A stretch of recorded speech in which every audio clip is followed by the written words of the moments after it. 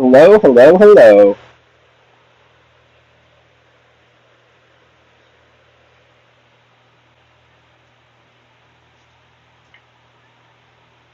How's it going there, ladies and gents? Hey, how's it going, Noel?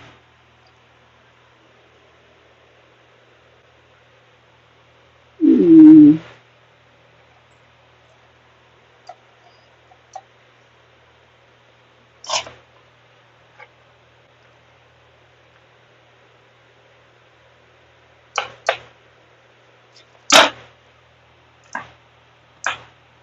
my mic sounds weird.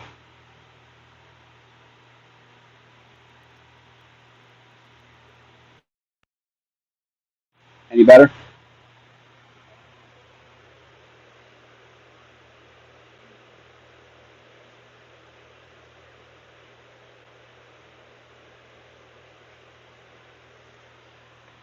How's it sound now, gentlemen?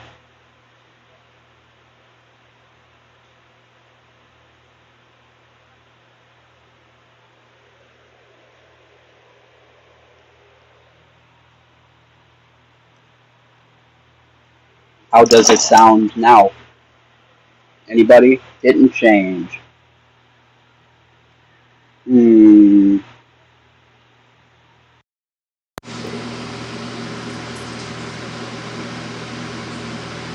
How about now?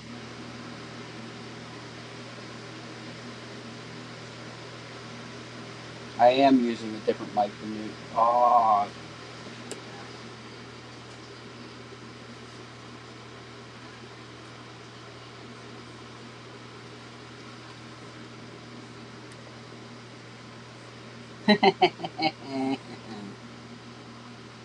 Awesome. That'll do.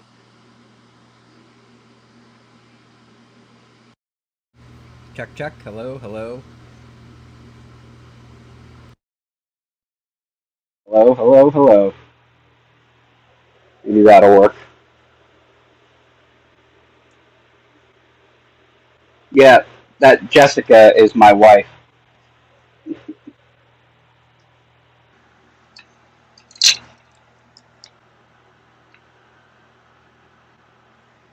She's sitting 5 feet away from me.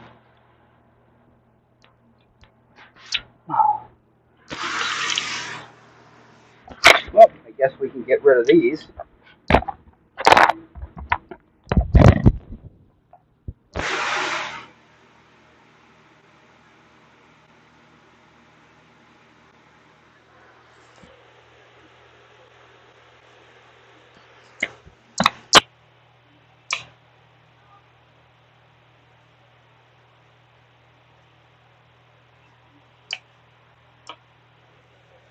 All right.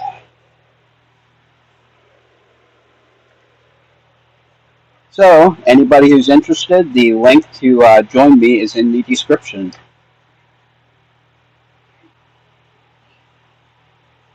Anyone, anyone.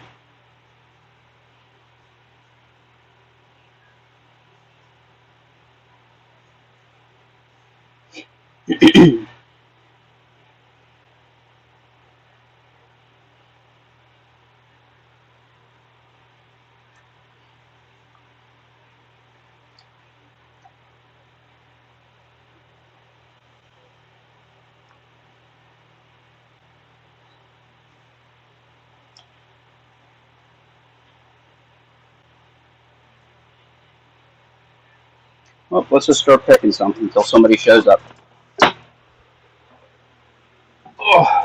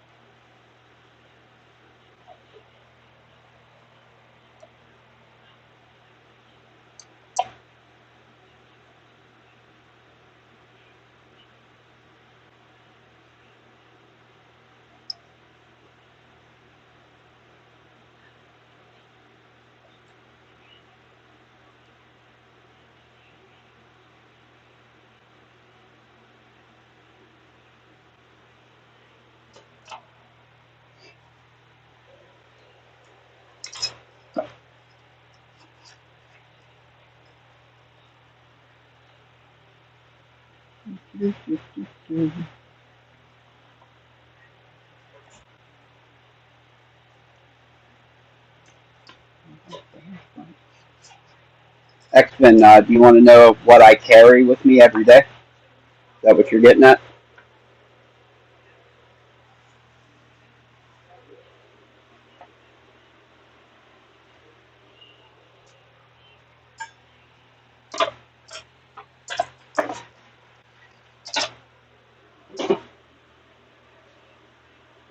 If you are interested, this is what I carry. Swift.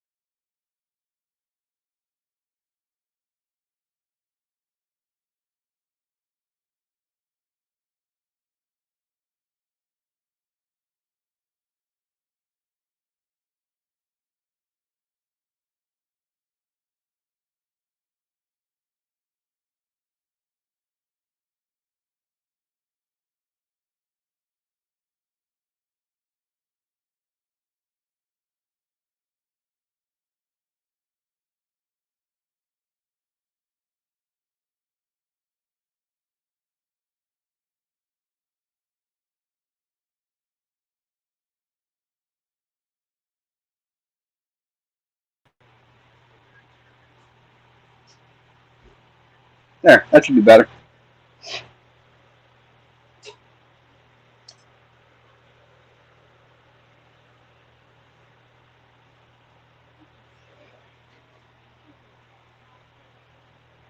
I was expecting somebody to jump in here. I'm not very interesting talking to myself. I'll do my best though.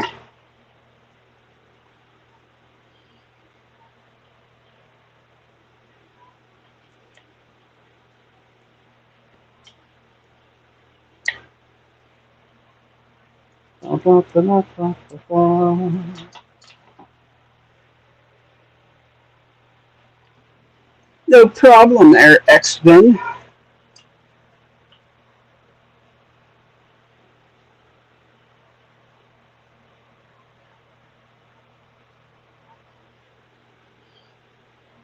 See if we can have good luck like we did on the last live.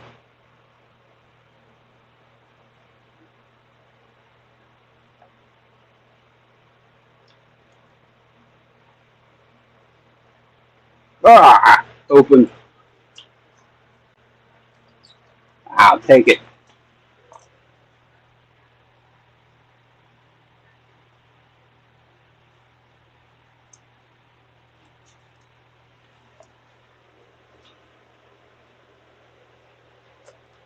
What do we want to do next? Next.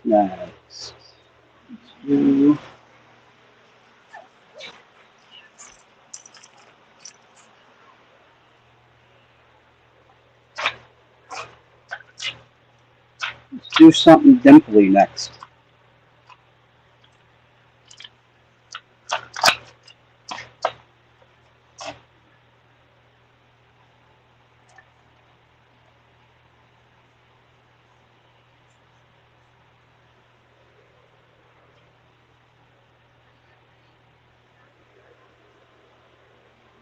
Thanks, there, Nola.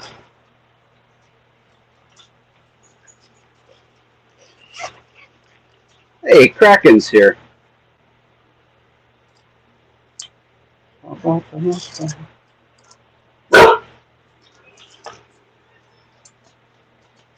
Dog.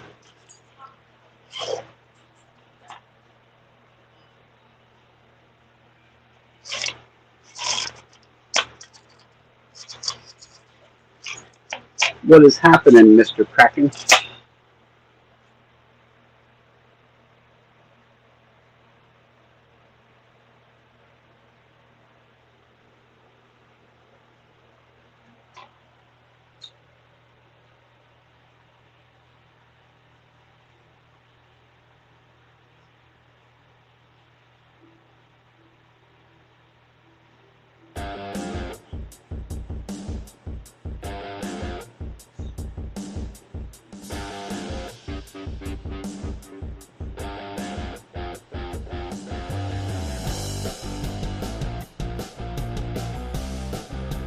No, he does not.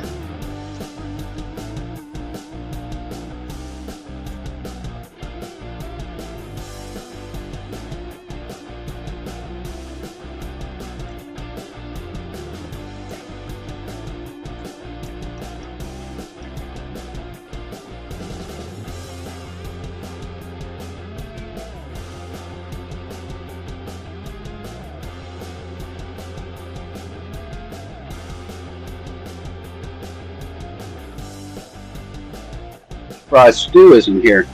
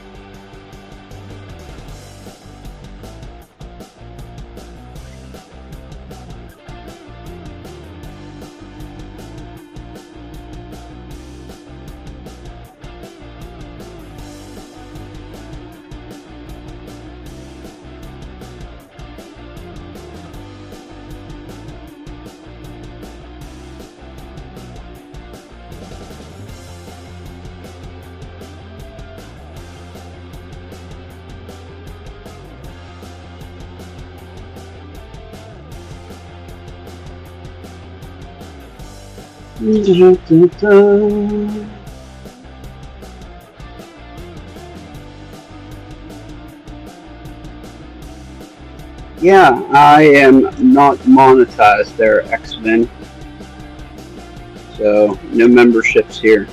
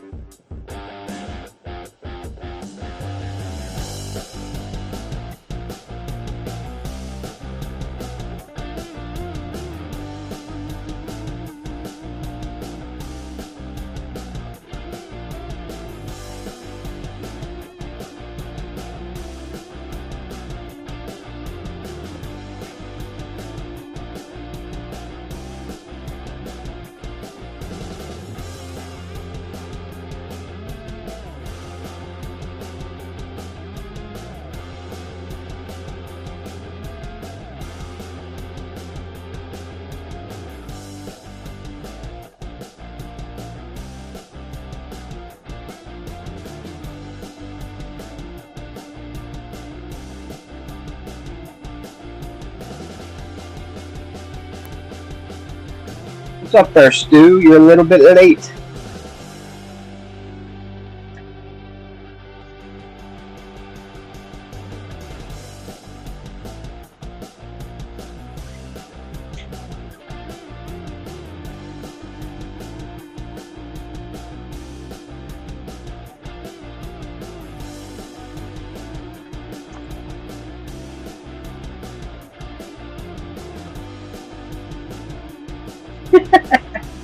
You napped.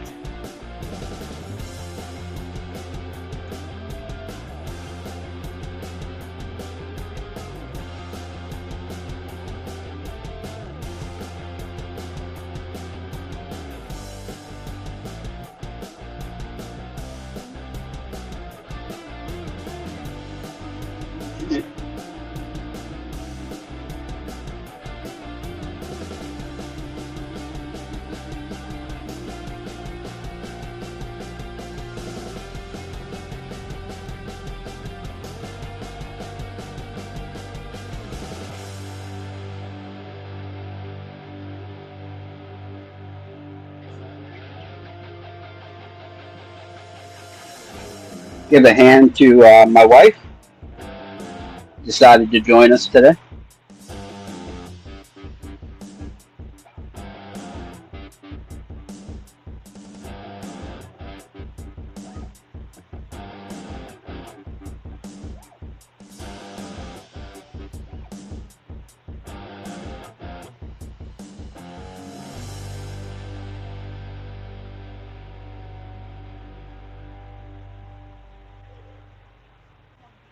Oh, crap.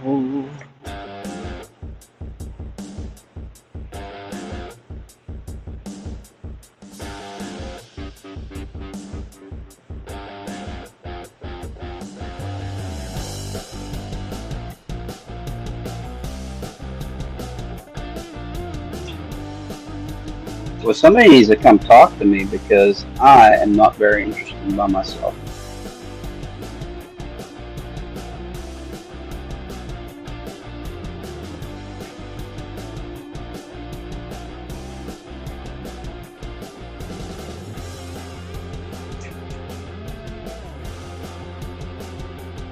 Especially since this dimple lock here is beating my ass.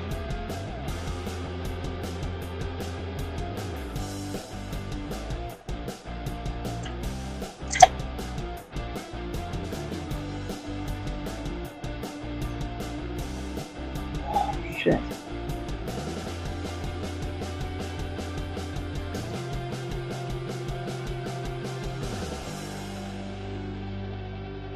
I'm sweating my balls off without my fan.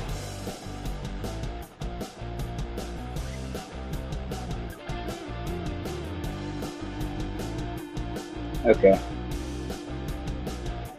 Try this again.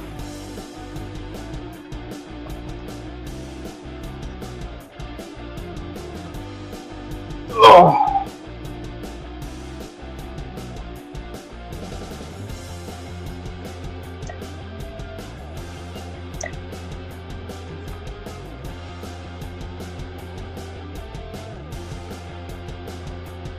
How's everybody doing this evening?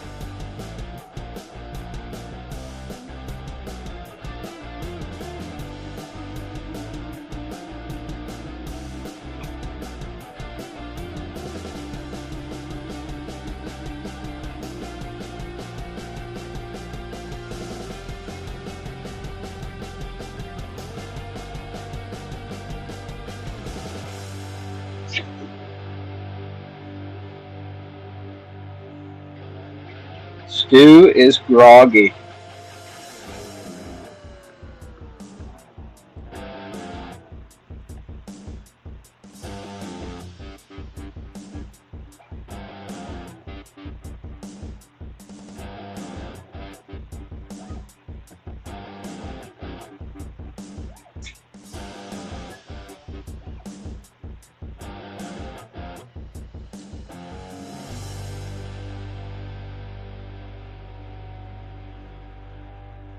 All right. LPD wants to know about the PackLock 98 Pro. Okay, well, let's start with Unhinged real quick. Unhinged, this is a Securemi K22. It's an Italian dimple lock. 11 pins.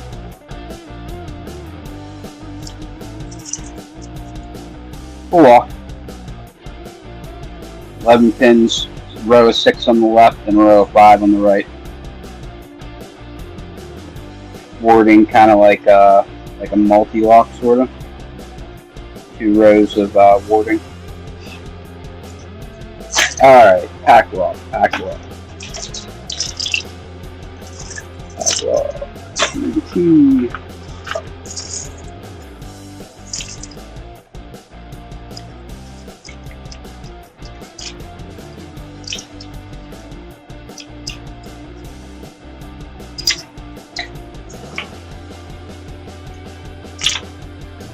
Alright guys, let's get pack locks in here.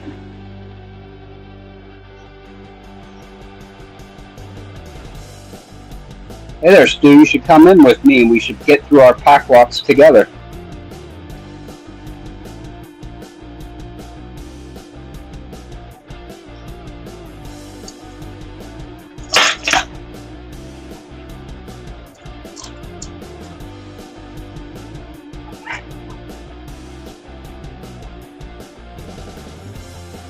Okay, need a tensioner for that. Let's use this.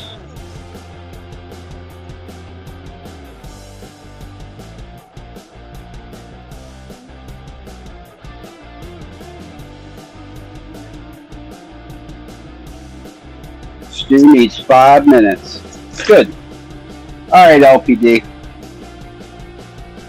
First thing with the Packlock 98 Pro, you got to find a comfortable way to tension it. Now, a lot of people, because of the specific size tensioners that they have, let me find one. That's not it. Need a 1 millimeter, 1 millimeter. 1 millimeter, 1 millimeter. Where are you?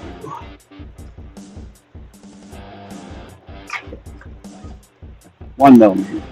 Okay, so a lot of people, because of the tensioners that they have, the only way that they can get them to go in is here.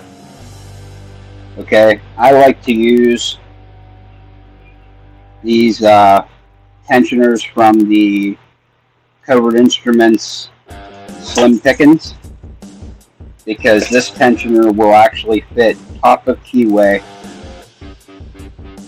like an American lock will in the top. Okay, that's the first thing. Getting a good tensioner that allows you to tension it the way you want it to be.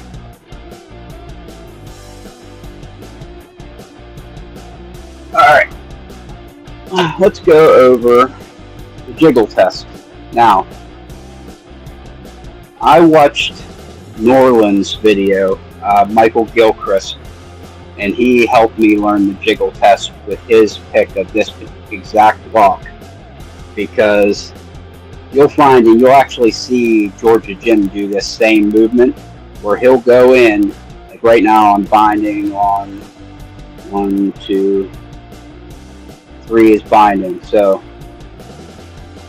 click on number 3, it's still springy, let's go, there's 6,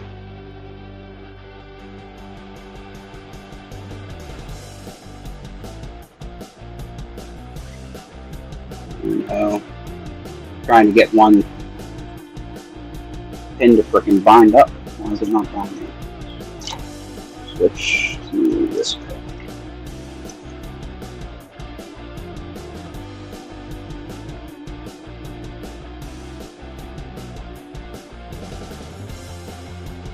There we go. That one's binding. Number 4. Okay, so I'm going to click on number 4. It's not binding.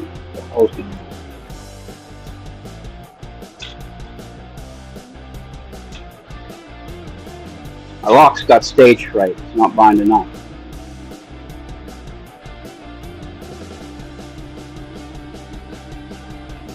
There we go. Click on 4.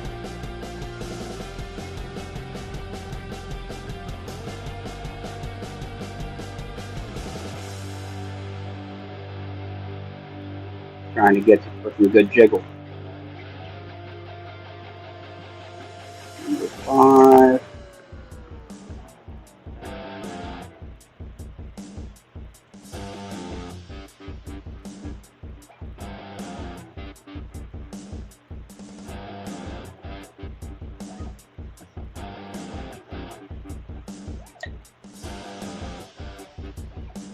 Trying to get one that has a good jiggle on it so that I can show you what it looks like, because there's a specific way that it looks and feels.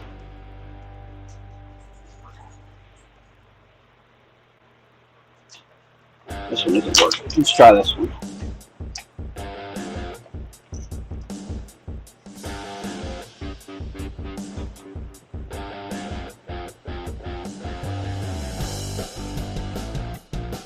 What's up, X-Ben? Nothing much. How are you?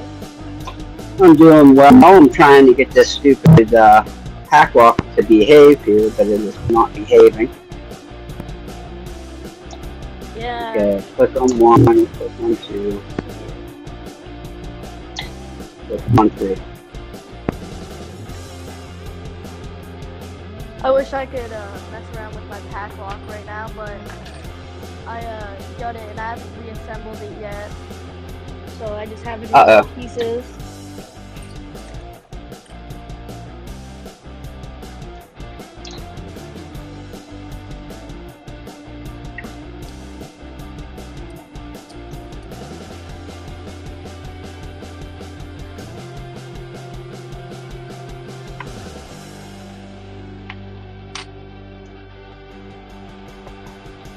Trying to get one of these pins to give me a good jiggle, and it's just not happening today. Always while you're trying to show it off, it doesn't work. It's it. It's fighting me. It's fighting me fiercely here, actually. And it's kind of making me kind of angry.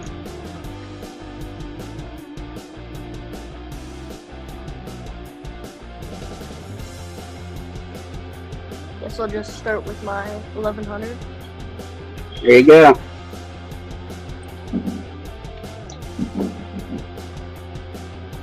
You're opening that thing like a boss now, aren't you?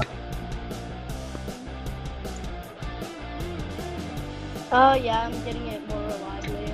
It's been really camera shy though.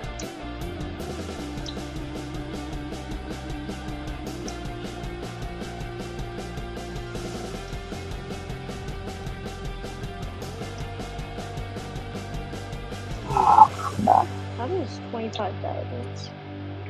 Eh. Okay. That just scrapes a little too much.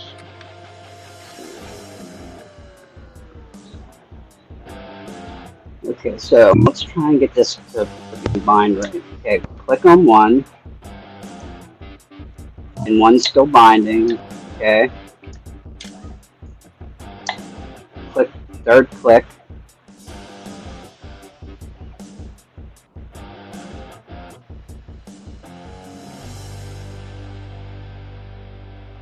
There we go.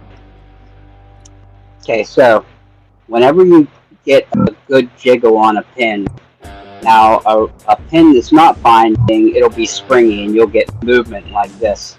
You get a good deal of movement on your pick. Now a pin that's binding, obviously, it'll hit and it'll be rock solid. Okay? Now a pin for the jiggle test, you'll get movement on it, but only a little bit. So right here, pull this up so you can see it from the side. The amount of jiggle that you're going to get when it jiggles is only a little bit. That much right there. So a springy pin, you'll get a lot of movement. I'm clicking this stupid springy pin there. Right there. You're getting a good bit of movement. Okay? And the pin that's set, that's how much movement you're getting.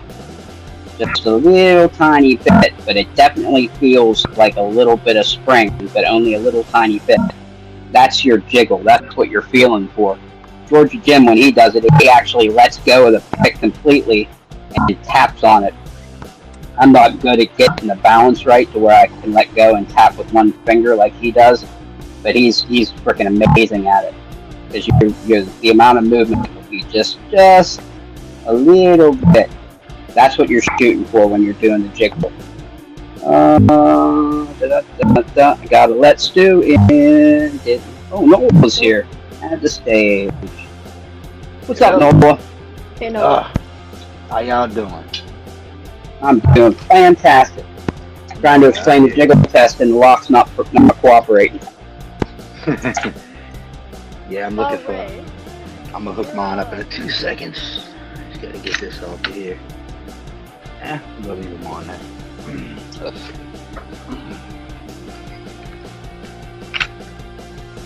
Alright, let's go back. Ray, your like mic is doing something really weird. I don't Yeah. really know how to describe it, but like every 3 or 4 seconds. It's spitting. Spitting. Yeah, it's like burping every couple of seconds. It's weird. Alright, how's that? Better? So far, so good. Okay, the echo cancellation was on. Apparently when I switched from the other mic to this one, the echo cancellation turned back on. Weird. Fun times. Alright, so what you trying to What's happening, Jiggle Stu? test? What's up, man? That is exactly what I was showing, the jiggle test. Let's see if I can get it with this one. I think this one. Wait, where's the white one at? I think this one's got a good jiggle and a wiggle.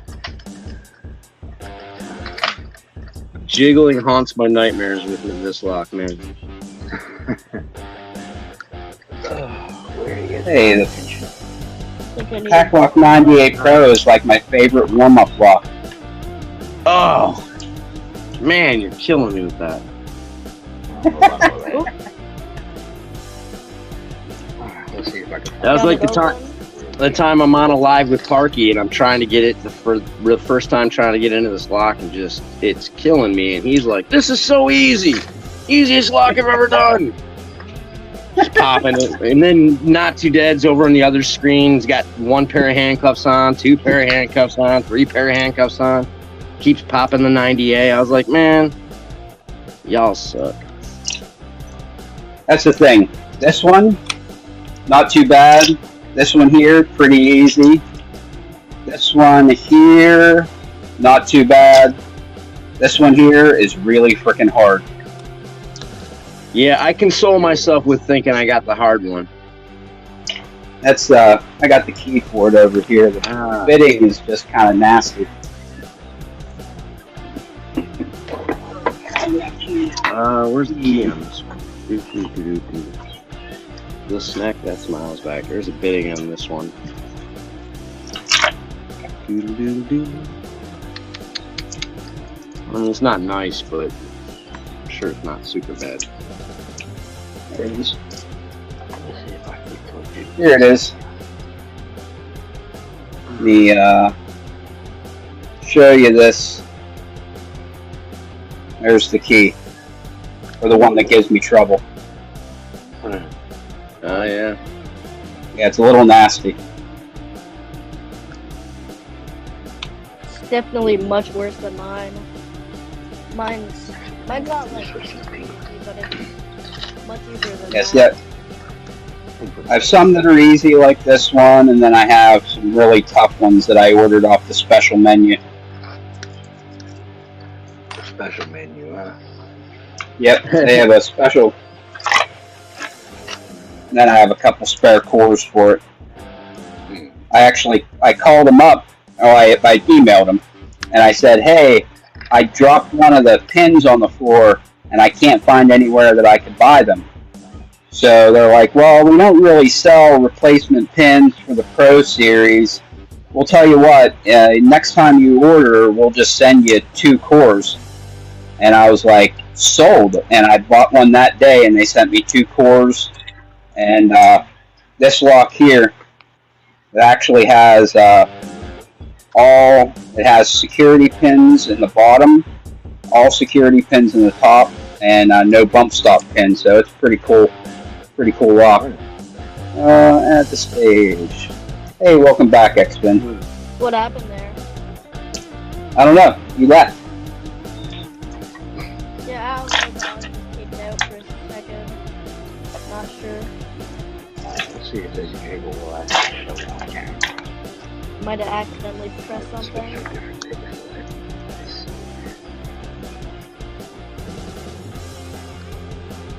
I've been looking for these. I didn't know where they were. These are the spare tips for my Swick.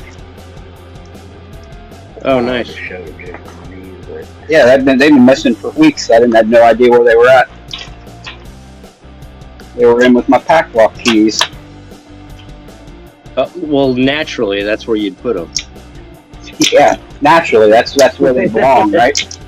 If you would have asked me, I would have said, "Did you check your pack lock key?" For mine were. Hey, I got to do a stew today, where I got to save the day for somebody else with lock picking. Oh, nice. What happened, man? My neighbors, there was a guy who bought the mobile home next to mine, and he was planning on fixing it up and moving in. Well, apparently he got cancer and passed away. Well, the daughter is now trying to fix it up and have her move in, and she lost her keys somehow or another, and I just helped them get in so that they can start working. Oh, nice, man. That's awesome. Yeah, they were surprised. They're like, "How can you help?" It's like, "Well, I pick locks, and that's a hobby of mine." And they're like, "Really?" And I'm like, "Sure. It's as long as you tell me that it's okay to help you get in, I can help you get in." Yeah. I'm not sending my address to a bunch of lock pickers. Hey Ryan, you need to get with us on Discord.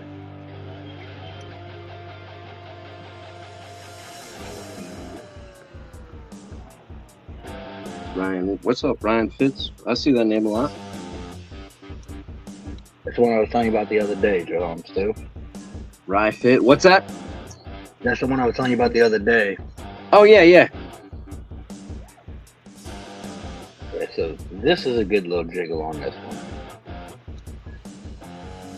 They have their own little distinct wobble to them. See if I can find one. I don't know if y'all can see that because of my camera angle, but got a nice distinct feeling to it. There's no crunch left. That's it. Whenever it's springy, it's not binding, you get a good bit of movement on your pick. Whenever it's binding, you get no movement, and the jiggle is basically in the middle, where it gets a little bit of spring, but only a little tiny bit. Yeah. Yeah, on these. I love watching Georgia Jim do it, because he just lets go of the pick completely and just taps it with his one finger. The guy's freaking amazing. Oh yeah, he's. Man, I can't. I think that's the last pin. Ooh, I did that wrong. What'd you do? Either overset or I dropped another pin while trying to set a spool. Oh no.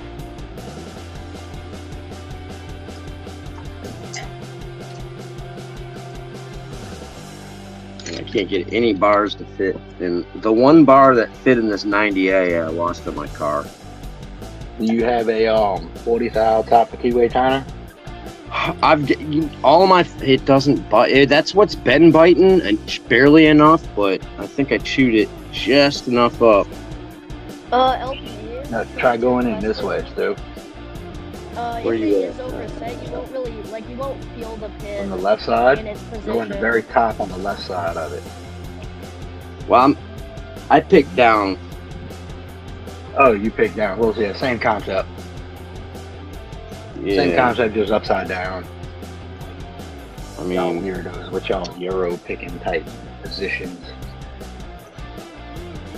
I don't know how you and Sadistic can do it. I don't. I don't know. I didn't realize I was doing it wrong until I was a couple months in. I was like, wait a minute. Apparently, there's a divide. Yeah, I can't. I hate this lot.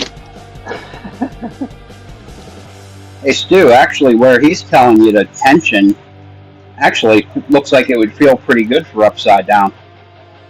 Yeah. Especially if you have like Where he's going is that first that second bend there. And that Actually, right no. there. I'm actually at the very top. I don't know if you can Yep, I'm upside down right now. Yeah, I actually rolled my head over it. Yeah, I mean, I don't know. My shit doesn't. Yeah, like I'm right in the, I'm in the very top of the keyway. Oh, you're in the top. Yeah, I'm in the very top with the Hmm. little top of keyway, bottom of keyway. I'm in the very top with the 49 Oh, covert, and it fits okay, the perfectly. one from the Genesis set. Yeah, it fits just perfectly in the very tip Yeah, top of the keyway. That's what I've been using, dude. I think I chewed it up enough that it's slipping. Oh, fine. That's how all my American locks are. They're all just 8 up. Yeah, this is. I mean, I've blown it. Yeah, What just happened? I've blown this soft keyway out. Yeah, I've been there. I've got an old herd that I started really chewing the keyway up with, so I stopped trying on it too. Well, let me put a different frustration puzzle in here. Frustration puzzle, that what you call locks now? Oh yeah.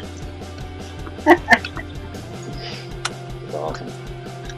That is Who awesome. opens? Tell you, this lock here, I've had to start learning how to pick upside down to do this because there's wafers on the top and wafers on the bottom. Oh yeah. You just got that, right? Or have you had that? Yeah, I got this from Loki. Okay, yeah. OPDX, if you can tell when it's overset. Let's see if I can get one Yeah. overset. Let me see.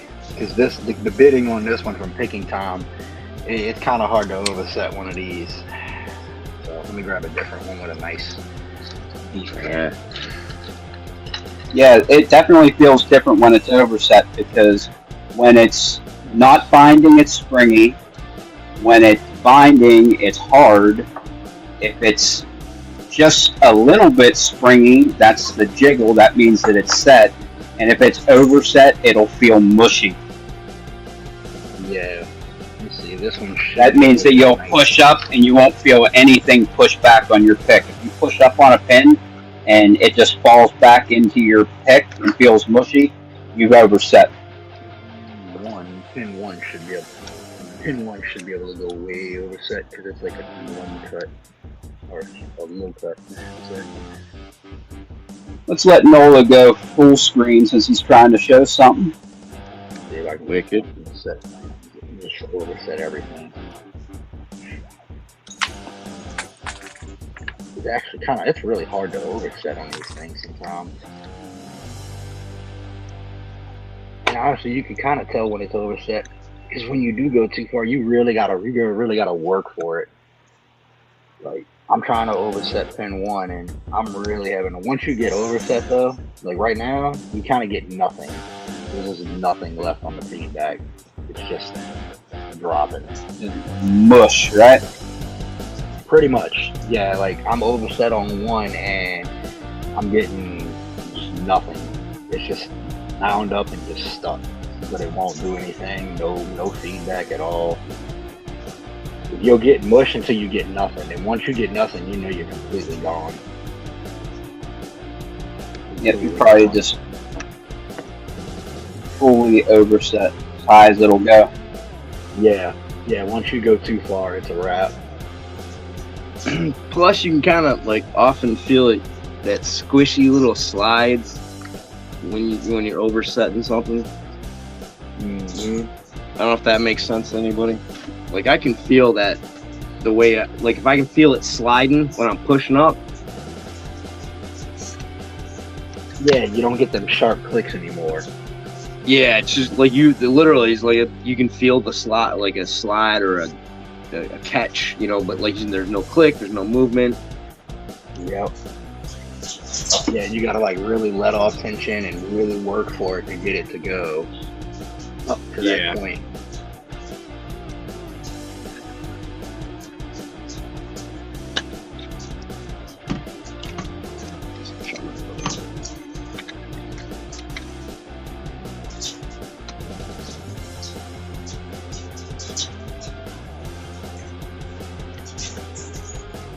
Of course, not all my pack boxes in camera shot. Hey, Jeff and things. I don't think I said hello. How's it going, buddy? Mr. Jeff. The Jeff Knight.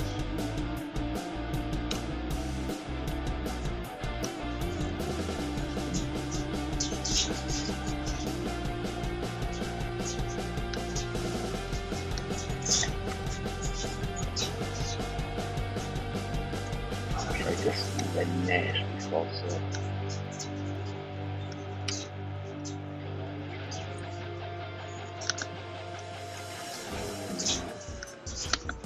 Some kids, huh, Jeff? Fun kids. First day of school. Wow, that's early. Guys are going back. I think my kids start next Thursday. Shoot, they already a weekend over. Mine are already a weekend of school. Wow, really? Yeah.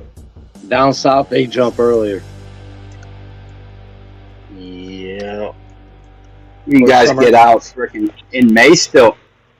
Yeah. I think, well, man, I don't remember what the last day of school was last year, but he's at a different school now this year than he was last 3 year. times So already. their timings are a little different. He's in a charter school this year, so it's a little different for him. Hey, Mr. Isamu Sushi, you can definitely join us if you want. The link is in the description, buddy. Hey, there we go.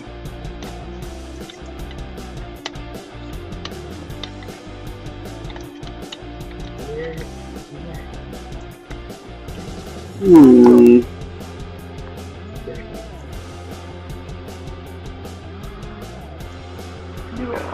of course I dropped it.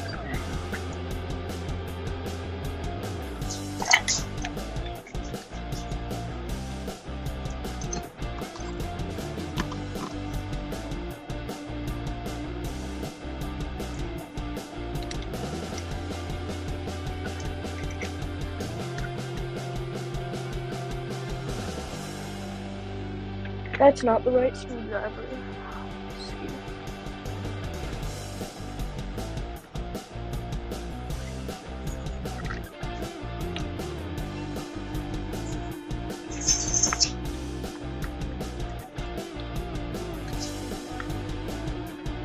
Would you mind if I be right back? I need to get a screwdriver. Yeah, have fun. Alright.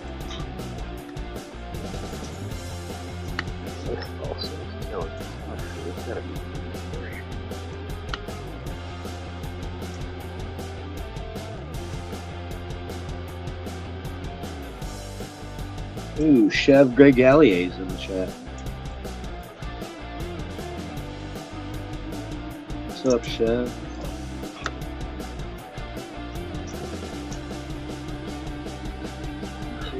Where you guys pick the 1100?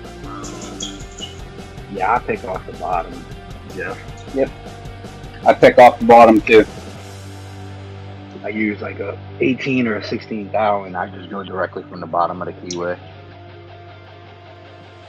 Yeah, I'm I trying to use do that. either an 18 or 20 thou myself. So I'm trying to do that right now. You guys are not. I don't know how you do this stuff.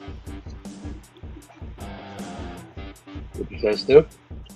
I said I'm trying to pick up on a lock right now. I'm sure it feels the same way it does for me when I try picking down. It just feels weird. This It's feels like you I'm, know, yeah, it feels like I'm drunk and trying to show people I can ride a unicycle. It's like I know I can do it, but I ain't getting it right. I feel like I have more control going the other way than trying to go upside down and backwards and all that good stuff. yeah, it's like if you break your right arm and have to go number 2 using the wrong hand. Weird. I'm a lefty, so I'm good. You can break my right arm off. Hey, I've broken both wrists and hands. Yeah, you gotta be ready to go to the offhand for the wipe. You learn fast. Right. I imagine. And I created a conundrum with this lot. Oh my lord. I repinned my 1100 to 6 pins. Oh, nice. 6 pins, and I have essentially two no lifts in it, and then I have like one cuts directly behind the no lifts. Yeah. That's for you? Like that you made yourself that? Yeah. I was too lazy to take both the other one apart and put them all back together how they were supposed to be. Oh. I just decided to play around and have some fun, and yeah, I put myself in a blender with it. No, I hear you. The number 6 pin is a literal one cut. The number 5 pin is a no lift, and then number 2 is essentially a no lift. So yeah, it's fun trying to work that out. Yeah, it's definitely interesting. Haven't figured out what I can get back there with to get high enough. And the keyway is all chewed to crap, so it's even harder to tension. Keyway on this thing is just ate up.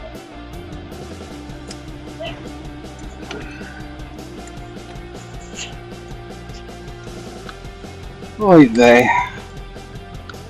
Yep. Anybody want a couple dogs? No, I'm good. I'm trying to find somebody to Okay, take these cats. I'm trying to find homes for kittens, man.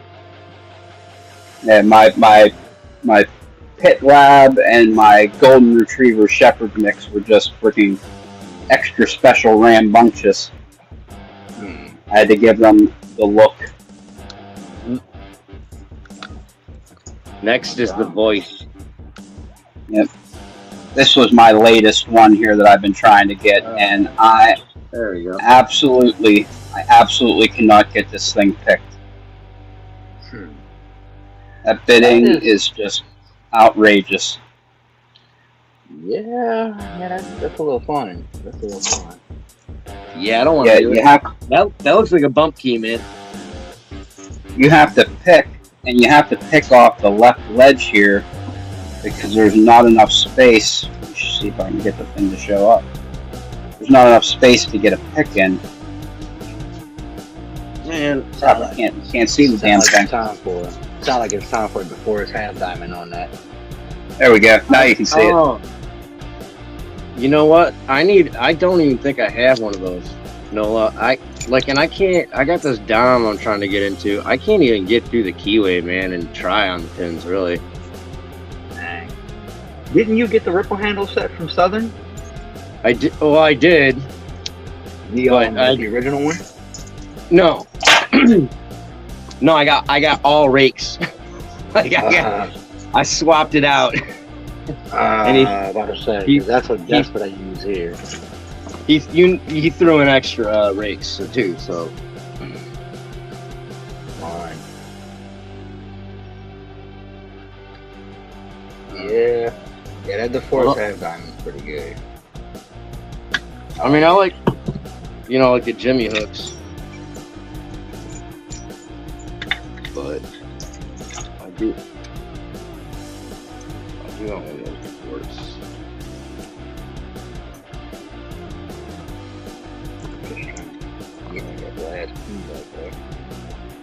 Hey Jeff, you're definitely not a weirdo. We all have those locks that just give us trouble when they shouldn't. Like, this one's mine. This is my lock that gives me trouble that shouldn't. I pick black belt locks, brown belt locks, red belt locks, and this blue belt Avis here beats my ass every time I try and pick it. Every single time. What is that one? It is a 7. I could actually see why you pick off the side ledge. I can see how that could work if you ain't got some super deep cuts. I see what you're saying. What happened to Red? Nah, he ran away. Let's see. Uh-oh. The host is gone. What happens if there is no host? It's a free-for-all now. Stay tuned to find out. So now you got me. Now Jeff got me over here trying to figure out how to pick off the bottom off the side ledger like that. Oh, what can I drop in attention with? Let's try this. Is this 30 thou? That's 30. Let's see if I can get off the ledge with Oh, dude, I'm just happy. I think I actually touched the back pin in this thing. That's a victory. Man. Ooh, who is that ugly one up in the left corner there? Got to reverse that camera, bro. Yeah, no kidding. You don't see my freaking face. It's the thing.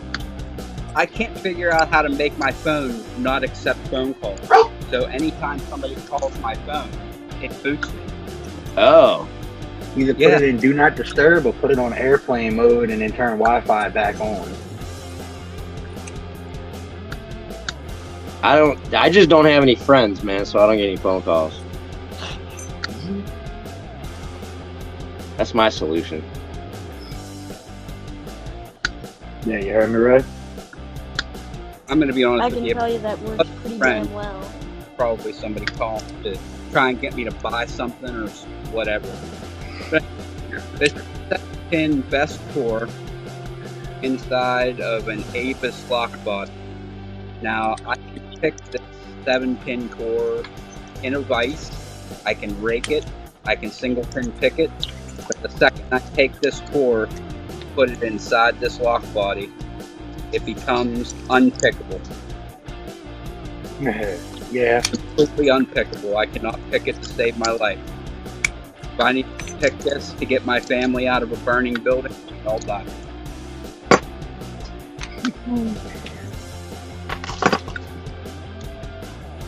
It's that rear, it's that 10 dead wow, my brain blanking. The locking What was ball the in the back lock on that. ball? That's why it's giving you such problems when it's in the lock.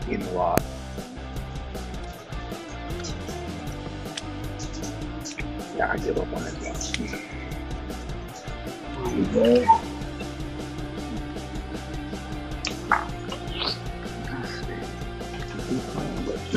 Keep playing with best lock. This one wasn't too bad. I ain't doing any advice though. I ain't been advice for this. Alright, where is the little... Sorry, I'm very focused. Am I behind on track? There's no track. What you normally use to pick yours with, right? Your best lock. What about the best lock? What do you normally use to pick? Top of keyway and what, a short hook? Yep, top of keyway and a short to medium hook. Because look at the bidding. Bidding's like nothing. Basically straight. Nice. Yeah, I can't pick off the bottom top of keyway with them. I have a hard time with it. My picks keep sliding in and I can't get the right angles. I like the tension off the bottom. I tension off the bottom and go in with a short flat. It gives me so my pick doesn't slip this way on me. There's probably enough room to do that. This one. What keyway is that? I can't really see. It Oh, looks like it's a bit different.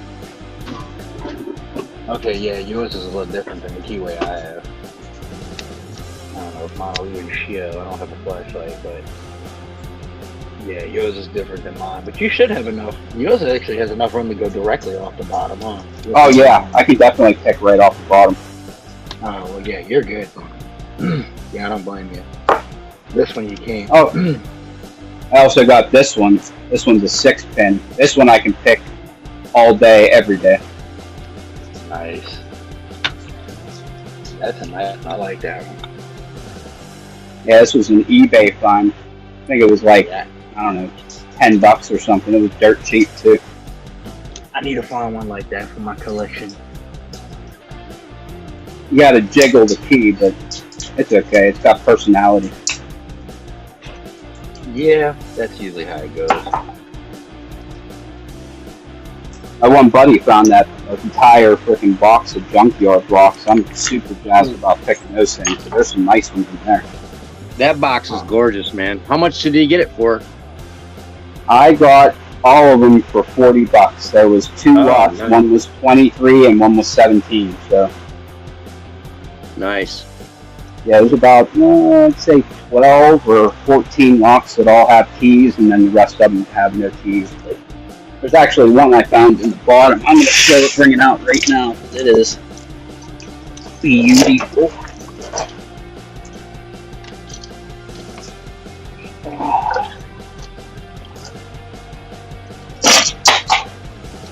This one right here. Oh, wow. So, Oh, nice. I like that. yeah, I don't know exactly what LGH company stands for, but it was made in Pittsburgh, Pennsylvania, which is right down the road from where I live. So, oh, that's what it stands for. Logan Gregg Howard's company. Huh. Looks like a regular pin tumbler. I'm going to try and pick this thing open right now, actually.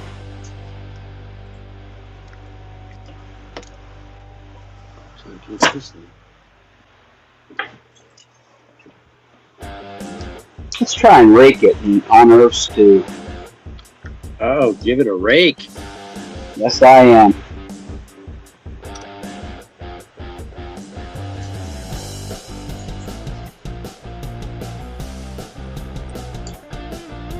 I haven't even touched a rake in honor of Ray, man. I was like, I gotta pick some stuff. Mhm. I got one lock.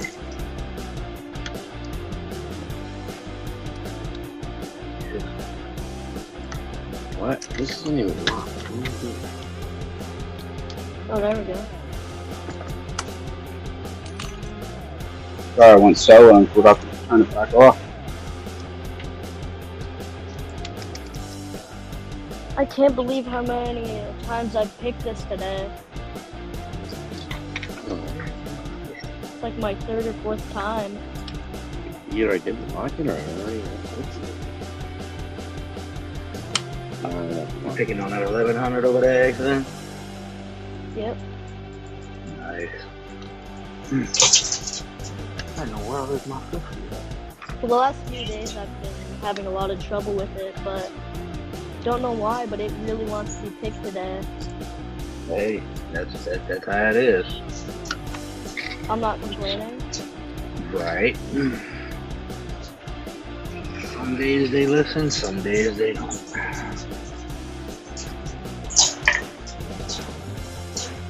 Ooh. Guess what else I tried? Gave us a try last night. I tried my first impressioning for my black belt. I got this one here from Trucking Law. And Trucker sent this to me to impression. And it went very poorly. Sorry to hear that, man. Yep, I got down to the point where I looked at the key and I'm like, holy shit, I'm down into the wording. So I think I went too far. Wah wah, loser. Sailboat. It's always fun. Who was it? Somebody the other day was talking about progressive pinning with the The key, yeah. Progressive impressioning. Yeah. And I don't remember who was talking about it, but I remember that. That was a good idea. It was on Lady Luck's show, right? I think so. I believe that's where somebody was talking about it.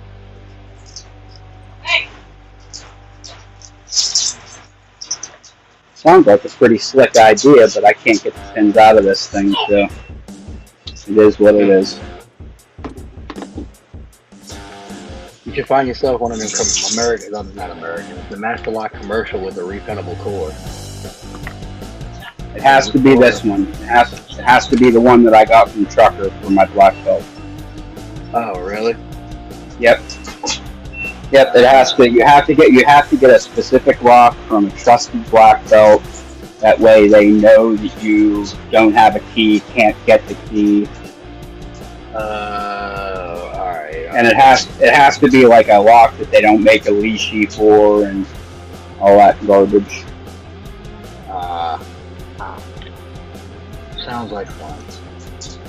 Not really. It's kind of a pain in the ass. Yeah. And that's for what belt? Black. Oh, that's for black. Okay. Yep. I mean, I knew you were Yeah, picking black. I didn't know if you were actually submitting black yet. Yeah, I finished both of my black belt picks already. They're both posted already.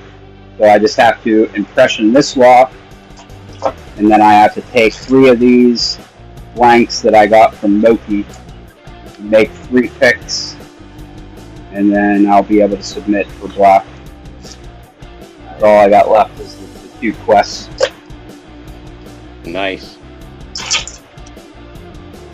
I haven't even begun to submit for the belt system. Yeah, I've been Oh, doing- I still gotta make a challenge lock. that's where I got stuck. I was a green belt for, oh god, freaking 6 or 7 months because I didn't want to make a challenge lock. And then I ended up making one, and I sent it to Lock Junkie, and he sent me his address, and it was late at night, and he forgot to include his unit number, so here it is. I just got it back. It was in the mail for 2 months lost. Wow. Well, at least you got But it. yeah, at least I got it back. He still wants it though, so I gotta find a time when I can get out of work early enough to go to the post office, because by the time I get out of work and get everything all straightened away, the post office is closed almost all the time. Yeah, Ray, when we first met on Reddit, I always thought you were like green belt level, and then I saw you go to like red belt all of a sudden, and I was really confused. Yep, that's why I was stalled out at green, because I didn't do my blue belt challenge lock. And then once I got that done, I was able to jump straight to purple. And then I had to do the brown belt tool. And then I was able to go straight to red. Yeah, I'm probably gonna do something similar. You probably can, because you're picking green belt locks like a boss right now. Yeah. Yeah, I'm probably gonna get my green belt really, really soon. I mean, for the last 2, almost 3 days, I've sat down for like an hour every day trying to pick the 1100 for the video, but it just hasn't been cooperating. Well, I'll give you the same advice that Lady Locks gave me. I was working on this lock here, the ASA 700. I went on picking time with her, and I picked this with 6 pins in it with her on picking time. And she said, okay, from now on, after you put that 7 pin in, do not put a pick inside that lock unless you have the camera rolling. And you know what I did? That very night, I put in the 7th pin, and I was watching TV with my wife, and I was sitting on the couch, and I was just picking around, and bam, it opened without the camera going. And I said to myself, holy shit, she was completely right, she completely called it, and I'm a complete idiot. So, same advice, don't pick it unless you have a camera rolling. Yep, I learned that lesson with the Primus. I did it the first time, and after that I was like, nah, every time I go for it, I'm putting camera on. Oh my god, a Primus, those are so freaking hard too. God, that's an amazing pick, congratulations. Dang it. It was, honestly, at first it wasn't the issue with the top pins. I didn't have a tool that could work the finger pin. And then I was on live with Lockchuck, and we were talking about it. And then all of a sudden I couldn't get the top pins to go to save my life. I made a tool for the fingers, for the finger pins, and then I couldn't get the top pins to set. Drove me nuts. That lock's sitting somewhere. I might have, I don't know. It's sitting somewhere. I haven't touched it since I got it on camera. I'm done with that lock for a while.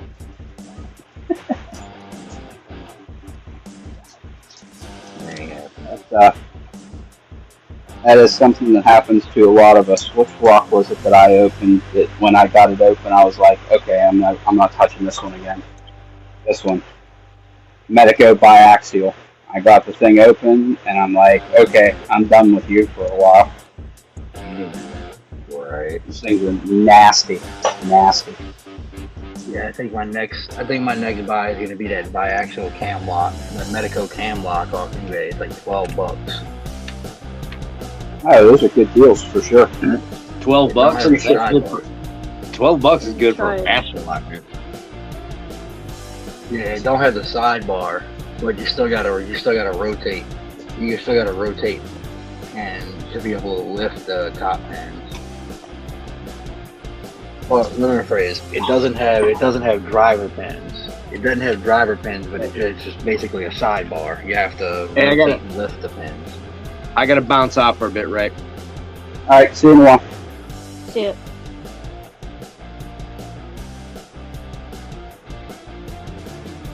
Alrighty. Whoop, whoop, whoop, whoop, whoop.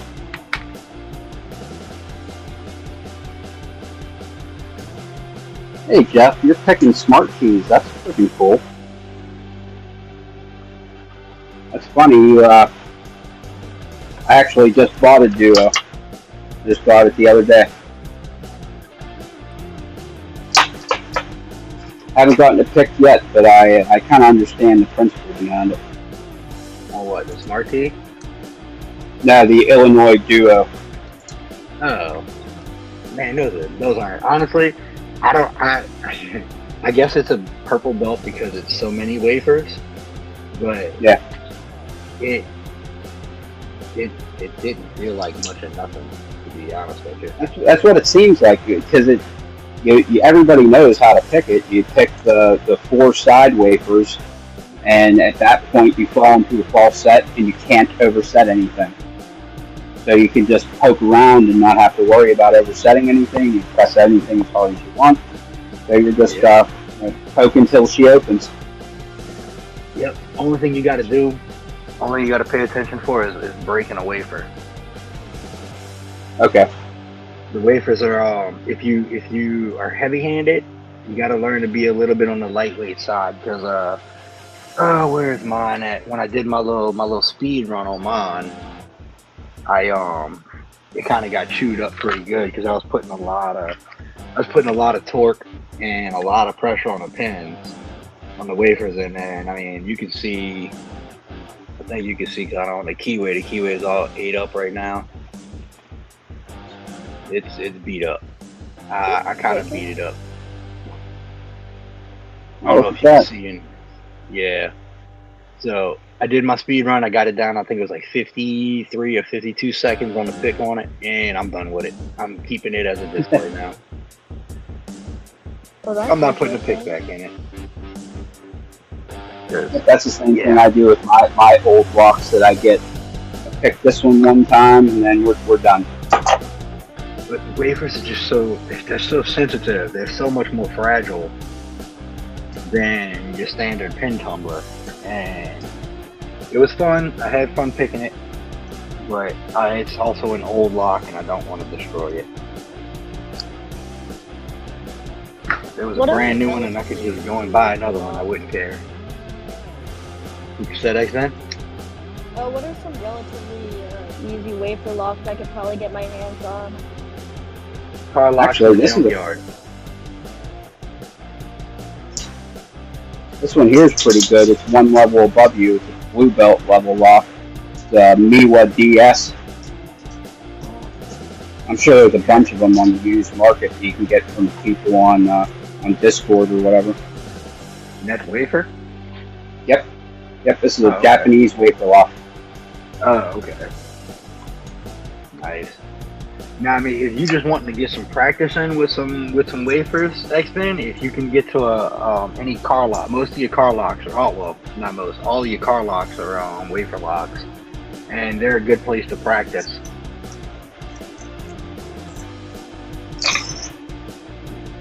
Very good place to practice on them. Sure, a locksmith would have some. Who? Oh yeah, I'd bet money. Locksmith. Yeah. Funny you say that. that junkyard box that I got actually had one, looks like a Chrysler maybe? Huh. Chrysler door lock, I think this is. And it actually looks like a pin tumbler. Ooh, what's this? Really? Looking at the way you see how the top has the almost like the same type of kick on the Yeah.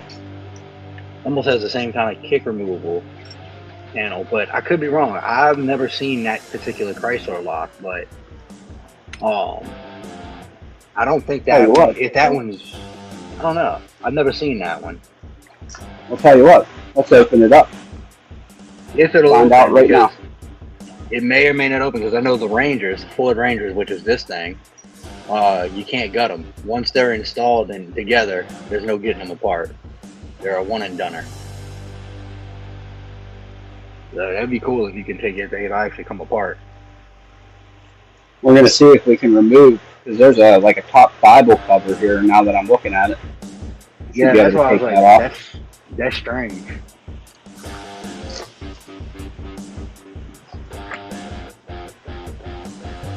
Open the switch up.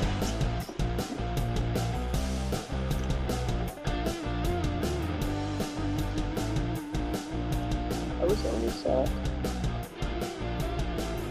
Jeff, for your Duo, if you're having issues with it, you could also try maybe that little the little Y tensioner.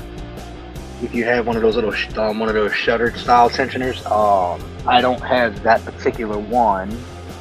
I have the one for the auto locks, but they have the smaller like shutter lock style for more so for like one of these little cabinet wafer locks where it goes in like that, and you can tension off the top and the bottom. It doesn't go in here. This is too big, but you can tension off the top and bottom on it. Let's see if it'll actually fit in the Duo, because if you have one, you can use it. Yeah, no.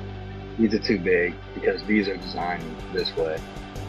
But if you use the small shutter lock version, it should fit in the top and bottom, and then you can take some of the pressure off of just chewing it all up. That might help you get it picked.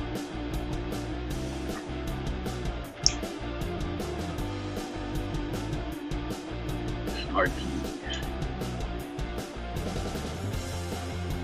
What are you using to try and put tension on that sidebar? Because that's on the smart key.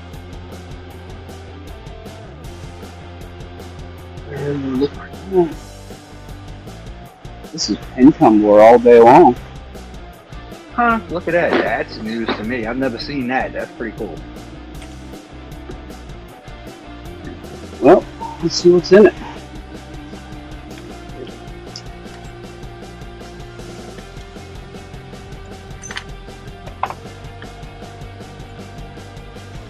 Yeah, you might be able to get another one and maybe shave it down to fit in on the Duo. Yep, maybe. Oh, if it's just a Gen 1, if you're just doing it, you just have a Gen 1 or Gen 2, that should pick like any normal quick set. That shouldn't even be, you shouldn't even have a sidebar or a sidebar issue on it. Yeah, I think the Gen 1 and Gen 2. Yep, Gen 1 and Gen 2 tension like normal. You only need to make the special tensioners. Yep. I don't have a Gen 1 or a Gen 2. All I have is my Gen 3. So I can't even try that. You know what else you might be able to try too, Jeff? Change the bit, rekey it to a different bitting, and then try it again. That sometimes helps. I know with my Gen 3, I can tension the sidebar a certain key with it. It's like, I don't remember what key it is, or I can't show it because it's actually one of my house keys, but there we go. But like this one, I can tension this one. I can get the sidebar to tension and be good. But on one of the other bittings that I have, I can't get the sidebar to tension enough to actually get anything to set. So you could also try changing the bit out and see if that helps you a little bit. What's up, Dad? How you doing?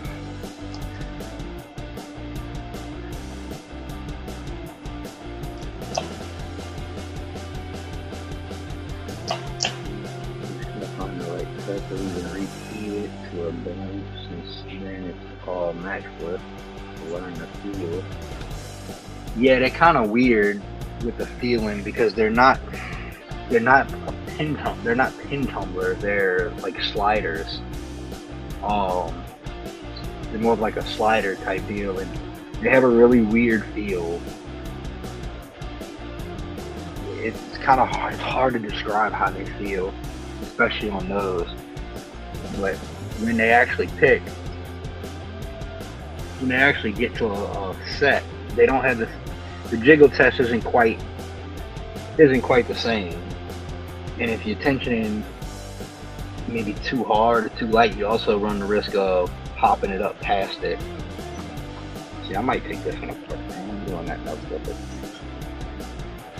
Hey, not too dead. How's it going? Hey, Noah. Here's what's inside that lock. Oh wow. Okay. Ooh, Lady Luck That is texted me. a whole See if I can pin get her tumble. to join on. Yep. There's the 5-pin, and then there's little T-pins on top that fit up inside the spring. Oh, cool. I've never seen an auto lock like that. And that came off of an ignition? It almost looks like a door lock, maybe, or it could be an ignition. I don't know. Oh no, that's definitely okay. That's a door lock. 'Cause you see the little tab you have in your left hand right now? Yep.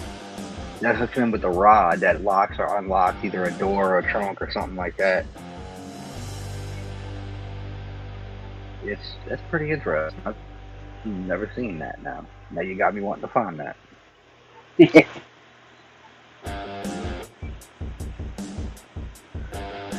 Let's put this big bag together. It's in the description, Ed.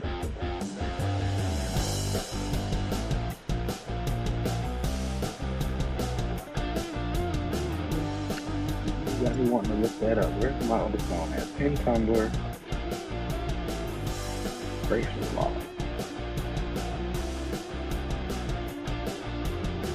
I think Lady Luck is gonna join. What was that about Lady Walk? I think she's gonna join. Oh, good.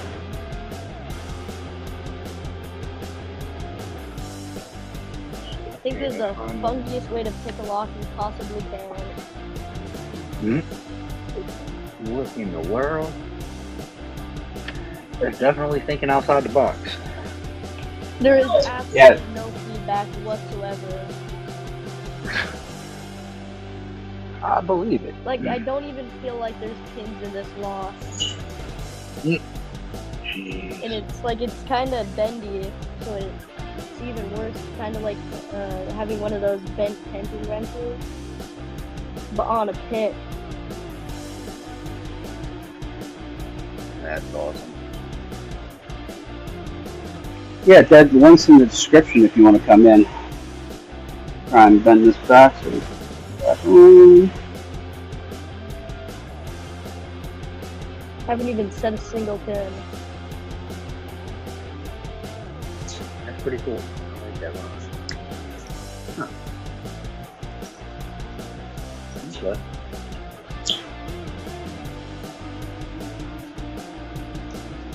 Nice. Beautiful. Oh, who is that? That's me. All right, y'all. It's been fun. I gotta go get some stuff done before the young one gets home. So, Yeah, good enough. I'll let y'all later. Y'all have a good one. Hey, thanks a lot for coming in, Noah. I appreciate it. Anytime, man. Anytime I'm available, I'm good to jump in with y'all. Yep, beautiful. Have a good night. All right, man. Y'all as well. Bye, man. Hey, Lady Locks, how's it going?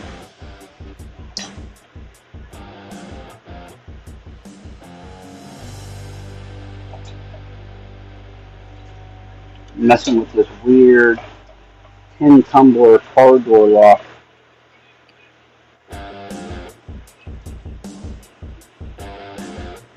Hey, Lady Lock. Yeah, it's just a weird door lock. I opened it up. There's like upside down T-pins in it.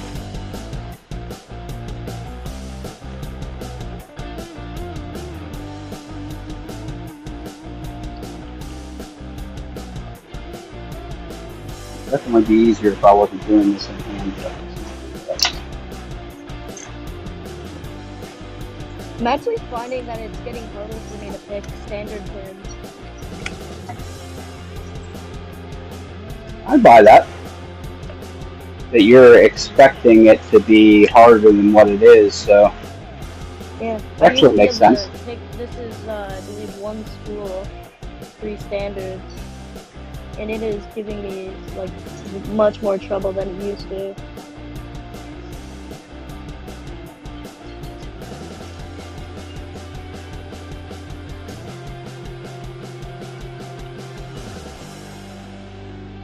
I'm gonna use my gem.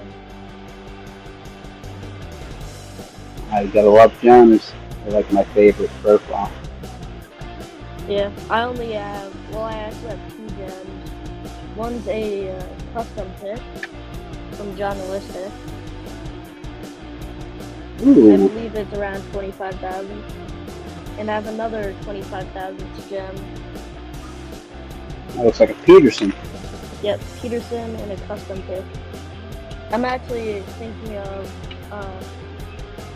buying the, what's it called? I believe the Las Vegas Euro set from Peterson, but I don't really want to support all his shenanigans. But I do like his picks.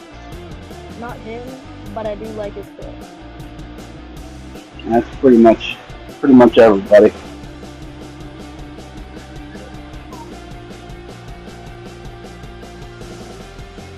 Well, if anyone in the chat has one of those sets, the Las Vegas Euro set from Peterson, just hit me up. I'm wondering if the Euro part of that set means that it has super thin shanks. I believe it's just like 18,000 is why it's Euro. Okay, I just wanted to make sure because I have one of those. And it's not a horribly like big shank, but it's not super thin. Here, I'll get a Moki to compare it. Yeah, that's not bad. Not My bad. very first, Like the Moki is still much thinner. my very first set ever. It was suggested by Rock Noob, and I got it, and it was a Euro Slim set, and I didn't know what that meant at the time until I bought it and brought it home and started bending all the picks. Then I'm like, hey, yeah, that's exactly. I have exactly 0 of those picks left because I bent every single one of them. Which was it? Like what set? It was the 1500 C1500. What company is that from? Southwood. Oh, Southwood. I'm yet to try any other pit. Actually, no. Never mind. I do have some other pits. Actually, this short round hook is now one of my favorite profiles. But I find their finishing on the handle, it's just too... It's too much. I don't know how to describe it. It's just too much. Too slippery. Yeah, too slippery. Buy that. I'm not the best at describing stuff. We know what you mean. I was pretty excited. I noticed that COVID Instruments released something yesterday. I think it was yesterday they released it. I was able to find it. I got their Taco Genesis set.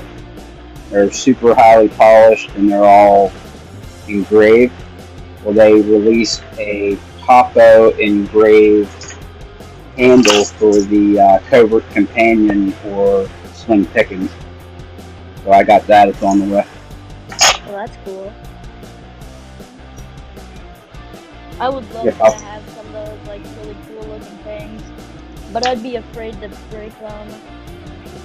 That's exactly. I said on my video when I got this, I was like, oh yeah, I'm definitely going to use it to pick locks. I picked exactly 0 locks with this because I don't want to mess them up because they're so pretty. I saw that video.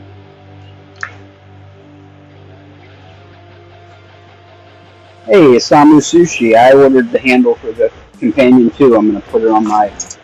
I have 2 of these slim pickings. I have this one and then I have my spare. This is the one I carry with me, but I'm going to put it on my other one.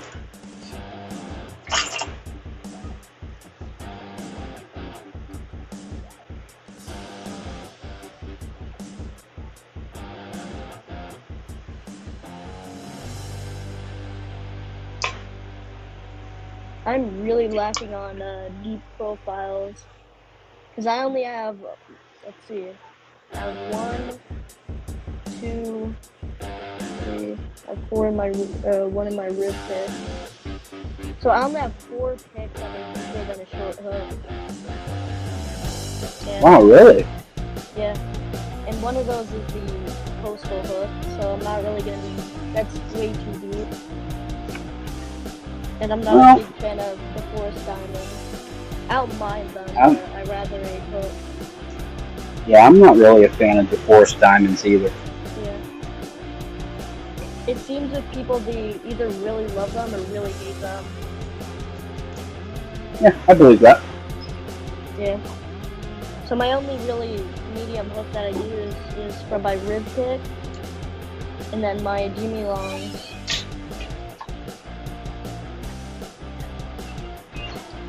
Alright, what are we going to pick now?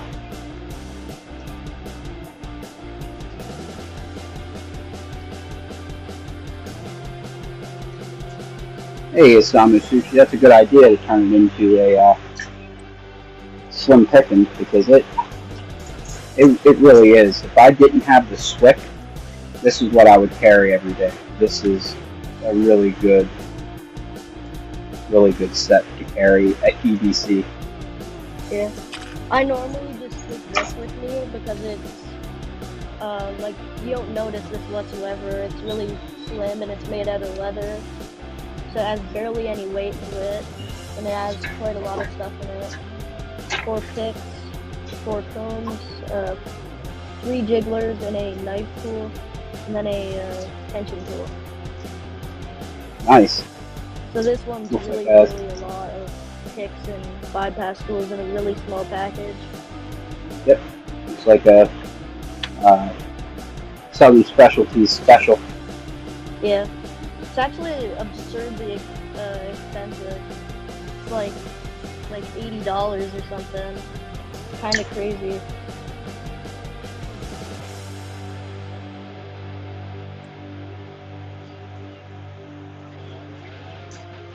Hey, what's up there, LPD? What's going on?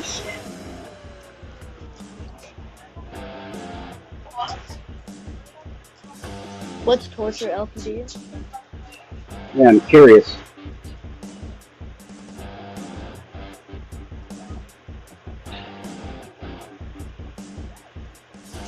My voice just makes you wanna...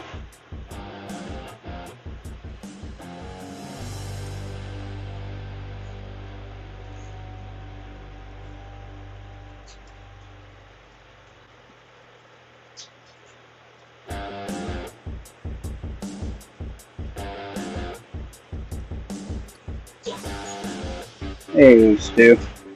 Hey, you gotta do what you gotta do, right? I got the call freaking 10 minutes before the live today. Well, it wasn't really a call, it was just me noticing crowds were around the back door. I think they were ready to bust the window out actually when I got out there. Well, what do you want, cat?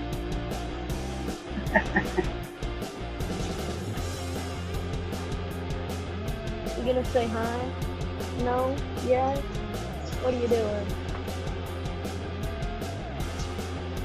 You know what she wants. She wants to get up on... If she wants to get up on the table when we get inside the video. think he's just sitting on my desk, you know? Alright, there he went.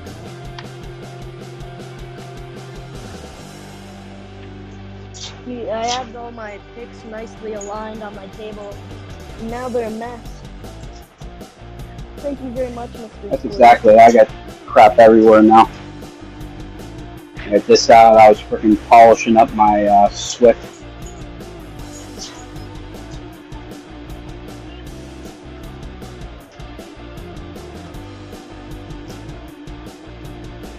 That's what I use to polish my picks up once you use them for a couple weeks and they'll get like little rough spots on them or whatever. Use just green polishing compound. Yeah, Heat I've it up. never polished a pick out of how it came yet. Yep. I just heat it up with a lighter and just rub a little bit on a paper towel and then just give it a polish and that's it. Green stainless steel polishing compound works real good. And then I have these for if I really want to get a good shine on them. This is diamond paste. Oh.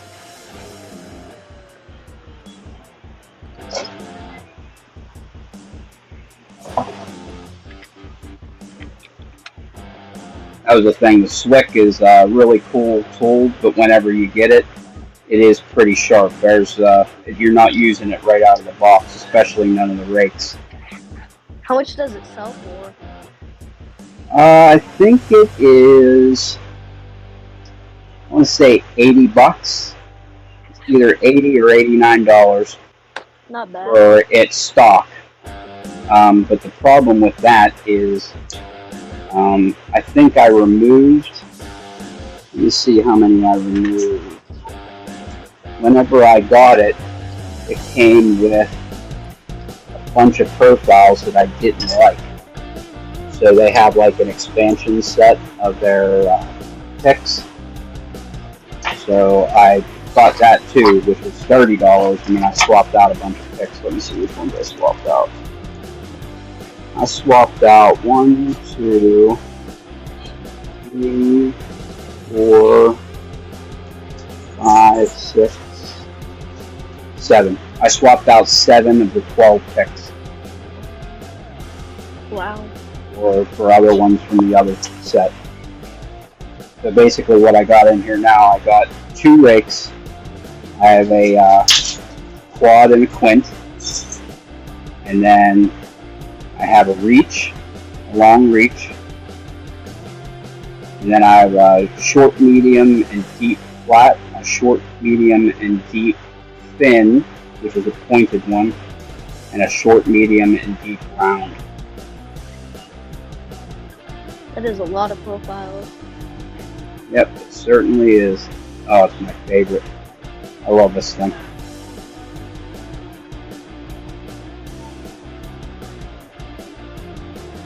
It's so beautiful. I love this pick. And then I polished it up and got a good shine on.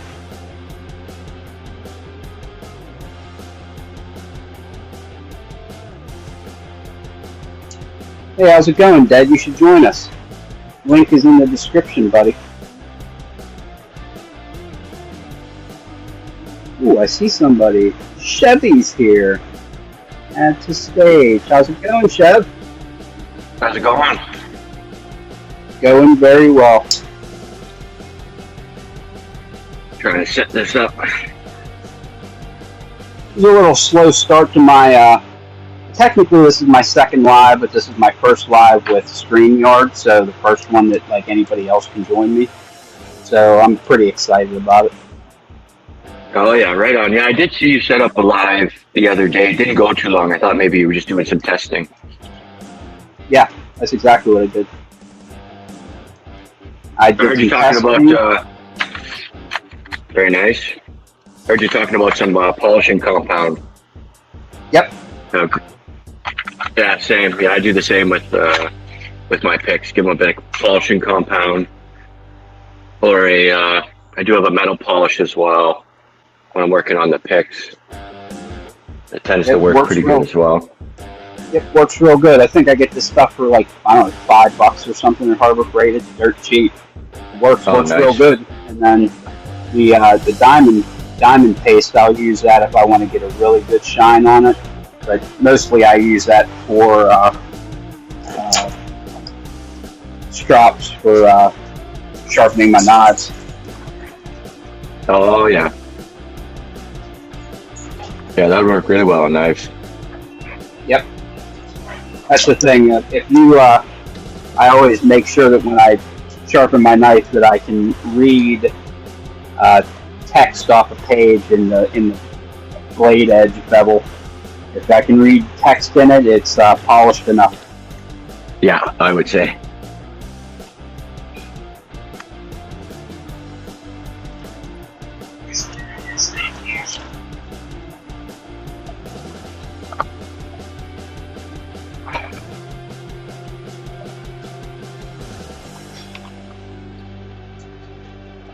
I see what you're saying there, LPD.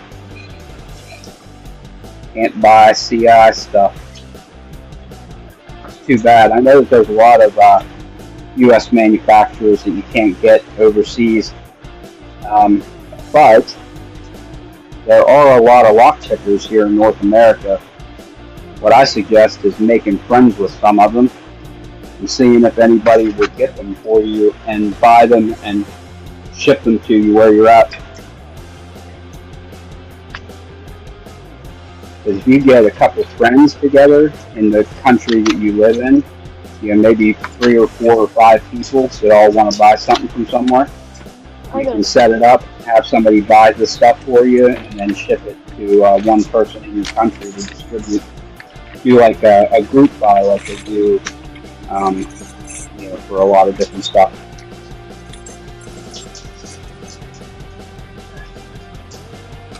Got the key for that.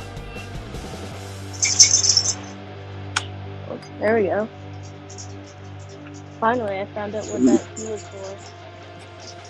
Got a little brassy there. Yep. 8345. Nice Abus.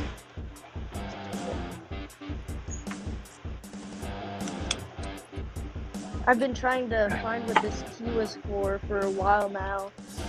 Never figured it out till now.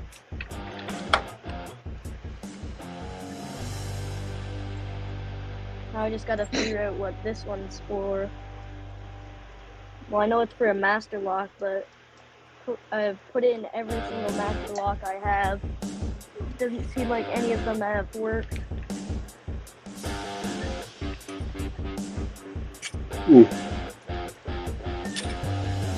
Where do you keep your keys? Everywhere. Not to put too fine a point on it, but usually what I do is I'll just, like, these are the ones that I'm working on now. I have them attached to this slim picking, so I have my Golsey, I have my Zeta, I have my Illinois Duo, and I have my 3 ASA 700s. Those are basically what I'm kind of like working on right now.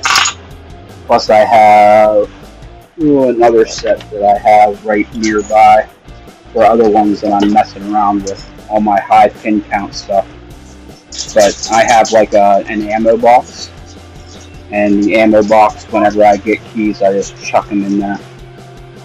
That way they're in a nice localized place, they're not going to get lost, I can get them if I need them, but they're also not under freaking foot all the time.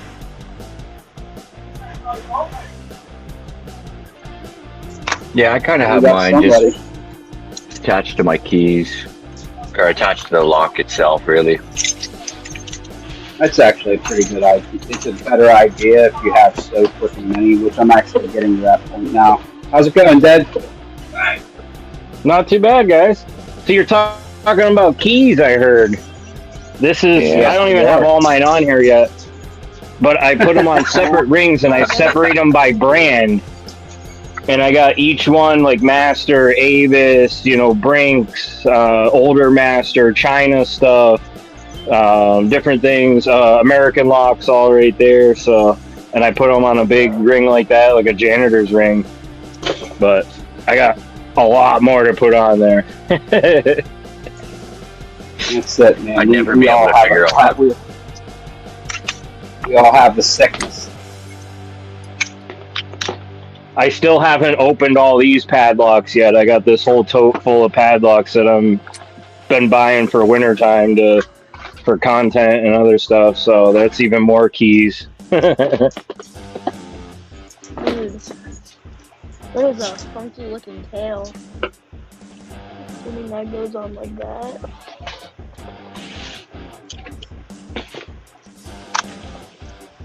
I probably should. How's everybody doing tonight? See what I'm doing before I get Good, Doing good, man.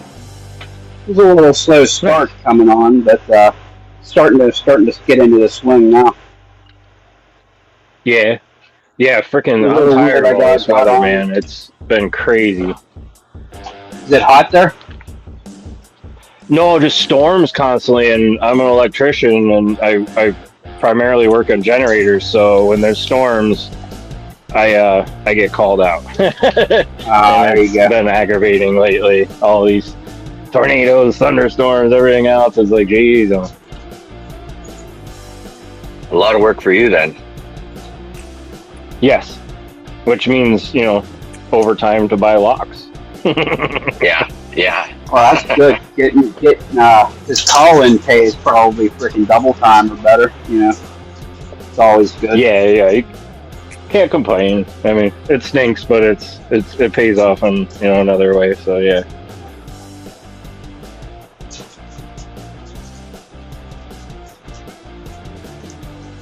What's who's on here? We got Xfin and Greg. I haven't hung out with you before, Greg. What's up, man? Not too bad, man. Yeah, good to meet you. I haven't really been on any lives. Yeah. Oh wow. I've checked out your videos and stuff like that, and watched a few things, but yeah, never hung out, so that's cool. That's what I love about the lives. It brings all the different groups together. Yeah, I love it. I love the live community. You can chat with people, hang out, pick some locks. So I always enjoy watching them. I'm always watching, but never come on. Yeah, you're always welcome, man. I love watching your videos of the picks you make. You make some freaking really top shelf picks. Oh, I appreciate that. And I haven't put out many lock picking videos because I've been working so much on making some picks. I have a it's in the morning. It's the morning here. It's like 8 a.m. here, but in Australia here. But tonight I have a meeting for a lock sport meetup. So I've got a bunch of picks I'm going to hand out. I think maybe I'll grab. I'll show a couple. Nice. Nice. What's up, Yeah, a couple Stu? guys ordered some. I didn't realize I'm logged out of that account, so I can't talk in the chats, guys. I got to figure that out, but I'm watching. This mechanism is really weird. So lighting's not too great. I did a purple heart with gold rings Oh wow! and a little gold butt, and it's about like an MP7 I did with the ejector pins Wow, with these guys that here. is beautiful. So, that's for my buddy gorgeous. Tom, TO2, and then Alpama. You might watch Alpama.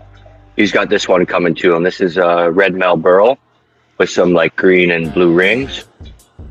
Needs to be cleaned up a bit. I did some like burn marks with a cable. Oh yeah. Oh yeah, that's like a number 5, I think. So. Where you hook the electricity to it to go through the wood grain? Oh no, I Is used that what you're saying? You did burn marks? Oh, like, on the lathe. I'll use like a twisted cable and just pull down on it, Yep. and then burn it in. Oh, nice. Oh, Yeah, it's a cool. little dirty at the moment with sawdust, but yeah, put these two together. Last night I did a orange Osage with this weird, it's like a copperish, purpley resin ring as well, and then a couple bird marks. So I have to make the flag for it, but I've got the handle done. Those are beautiful. That purple one is that purple heart Appreciate it. wood is freaking awesome. Yeah, this is wild. Yeah. I did a CA finish on it. It's just the shine on it's just crazy, but it's a really nice color. So I'm playing Yeah, around normally with Purple Heart. Yeah, normally Purple Heart's lighter than that. It's fucking really dark. It's really beautiful. Yeah, I did use a bit of probably tongue oil, I think, on it. So I did put a little bit of darkness because you're right, it is quite light. Tongue oil is nice. I love that stuff. I'd rather use that over like boiled linseed or something. I think tongue oil really brings out it penetrates better and it really brings out the grain and emphasizes it. Yeah, I find that too. I do have some boiled linseed, but I've had it darken a lot of my stuff a little too much. So I found the tongue oil was really nice. That won't come out. It's crazy expensive now. I hadn't bought any for like 10 years, when I used to do crafts, and it ran out, and I went to go buy some. I remember it being like $5-6 a can, and it's like almost $20 a can now. I was like, holy smokes. Oh yeah, it's no joke. Does anyone have a clue how to get this little pin out? This little pin right there that's keeping the plug from sliding out. Don't know if that'll go in focus. Pull you up here on. No thing there, and I can't pull out the plug. Looks like just a detent. You should be able to just push it in. Oh, is it? Oh. Probably should have tried You should that. be able to just push it in, and then once you overcome the detent, you can let it go. And There you go. Wow, it has like deadbolt-sized pins.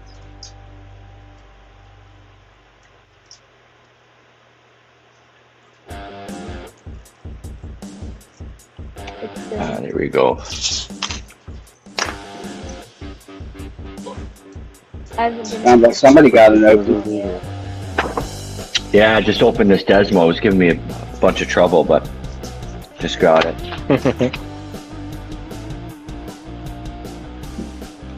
Yeah, the 8 slider version. A lot of fun, this one. I think I used this in a Rover for my Brown. Just such a fun pick. It was the first slider lock I've owned, and just had a lot of fun with it. Nice. I've never tried one of those. Oh, you should. If you can get a hold of it, and they're fairly cheap too. I think honestly, Adam, like Amgert in the US, I think he sells them for like 20-30 US or something. So, I mean, it's a fairly cheap lock. Yeah, you should. Really fun. There's a 6-pin and an 8-pin version, and you want the unmastered sliders, of course. But yeah, this is the 8-pin version. Yeah, you should definitely grab one. Cool looking key too. Nice track on each side. It's like four sliders each side. What did I buy the other day? Where is it? Where is it? Here it is. I found this on eBay. The Kaba. This is a Kaba 8 I found on eBay for like $24. Oh, nice. Oh, nice. Yeah. How many pins in the Kaba 8? It's a ton, right? 8. Nah, 8. Oh, it's 8. Oh, Kaba 8. Oh, okay. That makes sense. Yep, if I want a ton of pins, I'll pick this one. This is the V18. This is nasty. Oh, yeah, the V18. I haven't got my hands on that yet, but that's definitely a tough one. Yep, I have 3 of them, and they're all out. Well, I bought 3 V18s, and obviously I can't get any of them open, but what I did was like, okay, I want to get into the high pin count, dimple core stuff, so bought a bunch of V18s, and while I was at it, I got some V9s. They have 9 pins in them. They should be a lot easier than the 18-pin variety, and I still haven't gotten a single one of these 9 pins open yet either. Right. I'm sucking big time at dimple stuff. The only thing really, that I've gotten open that has more than like regular number of pins is this one here. A Securemi K22. It has 11 pins. 2 rows. Oh yeah, that's right. Yeah, One row of 6 and 1 row of 5. that looks nice. That K22. Yep, it's a cool lock. I got it from Left Hand Loki. Speaking of, Oh yeah, nice. You recently put a video out of the K22.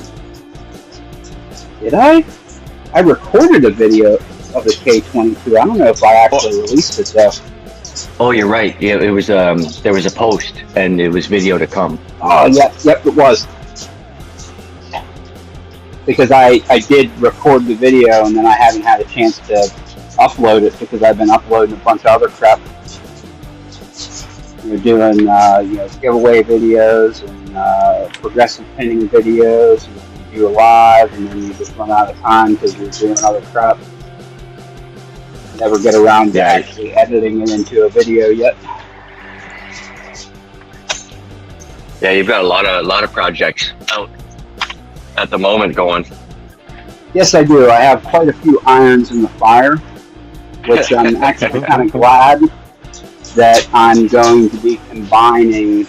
Like, I was going to do the progressive pinning thing and then do a live where I answer questions and stuff, but I'm like, there's not a lot of people following along really yet. So maybe I'll just, because I was going to do the progressive pinning thing, do the lives, and then when that was over, transition into rock out with your lockout. And I'm like, you know what? I'm just going to transition right now. And if people have questions about progressive pinning or any lock, that they could just ask, because I'm sure that there will be other people as well as me, knowledgeable people, that they can just ask questions. We can teach them. We can do demos. It can just be, we can just kill 2 birds with 1 stone. So that's what we're going to do. Yeah, I like it. Yep. And now that picking time is, retired, people are going to want to be able to, find a place where they can ask somebody, hey, can you show me how to gut this lock? No problem. I'd love to show you. And this is what I'll do.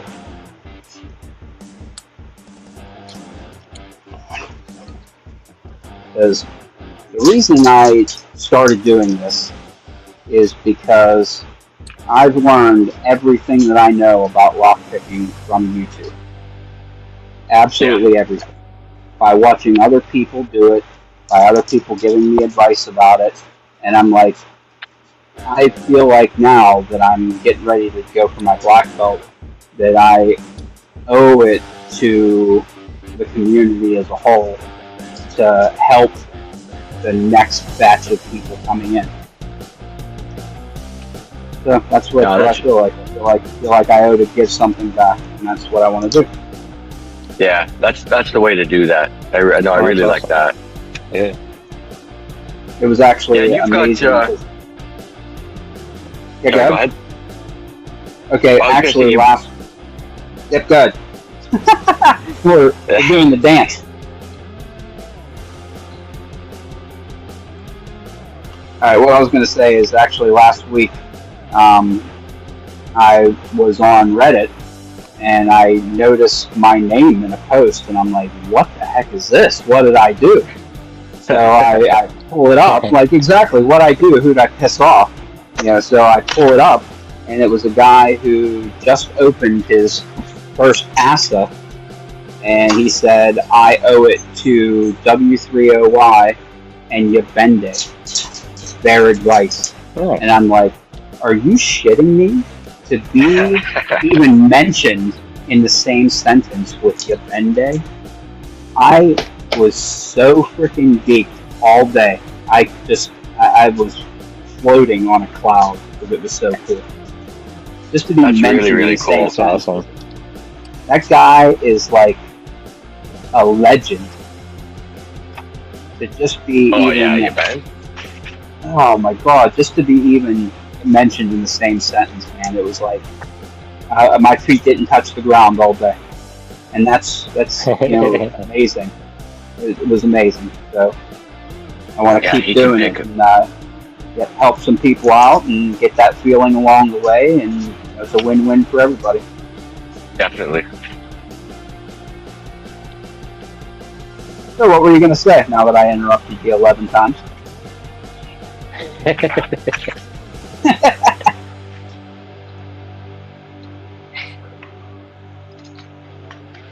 I'm going to grab a coffee. I'll be back. Yeah. Uh-oh. This is a bad sign. What's that? I just fell into a pretty deep false set on this secure Emmy, and that is not, I've taken that as not a good sign when it happens to me, because it has super deep spools in it, and if you fall into it, it's really hard to kind of work your way out of it. Let's see if we can get out of this thing.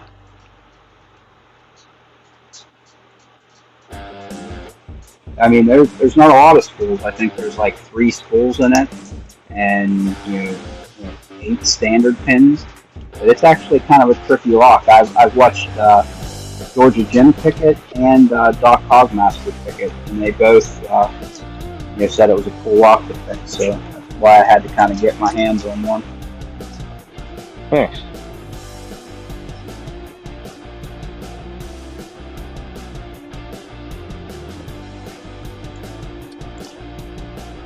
Oh my goodness. I had this freaking tubular picked down earlier, and now I can't get it to work, and it's driving me nuts. Ah. Of course, I reset it because I was like, yeah, I'll do it. I just showed the old lady, I don't know, a little bit before I jumped on, and I did it in 10 seconds. And of course, now I can't get it. What's up, Random Jim? Hey, how's it going, Random Jim? I think it's a tension thing where when you release the collar, you gotta only release it a certain amount, and I think I gotta get better at that, but...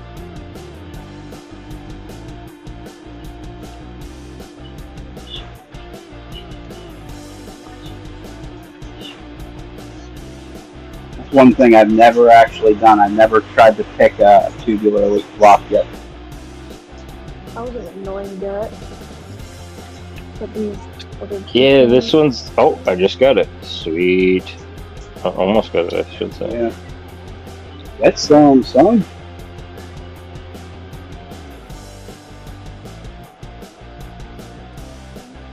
It's partly turned. Yeah, this is the practice or lock from Covert Instruments, their tubular lock. And then I bought the impressioning tool from Southern Specialties. Actually give that a try. Because last time I ordered a bunch of locks from White, a bunch of gold stuff, he actually sent me a couple freebies. Let's see if I can find the stinking things.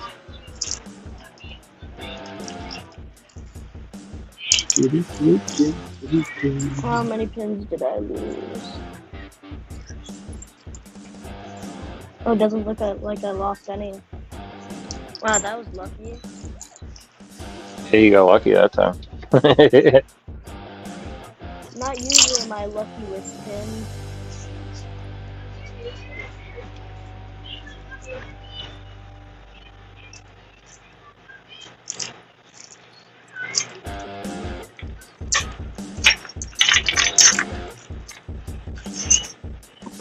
Well, now I got it stuck halfway or partway rotated, and I can't pick it to get it back. Oh no, that's the thing about tubular locks. You gotta pick them open and then pick them back. What's up, Charles Watt? Jim says good morning. It's almost night here. That's it.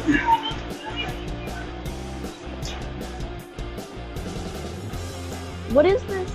There's in my plug, there's a hole next to the... Hey, Lady Lux, what's up? What is that for? Okay, a lot of times, is that lined up with a pin chamber? Yeah. That's for the construction. Oh crap! What the heck do they call it? It's a construction slot, construction hole. Anyway, what it's for is that one pin chamber will have a ball bearing in it when it comes from the factory, and a different key for people who use it in construction. That way, they can use it on the lock, and then the first time the owner of the house puts their key in and turns it, the ball bearing ends up popping out into that little hole, and then the construction key doesn't work anymore.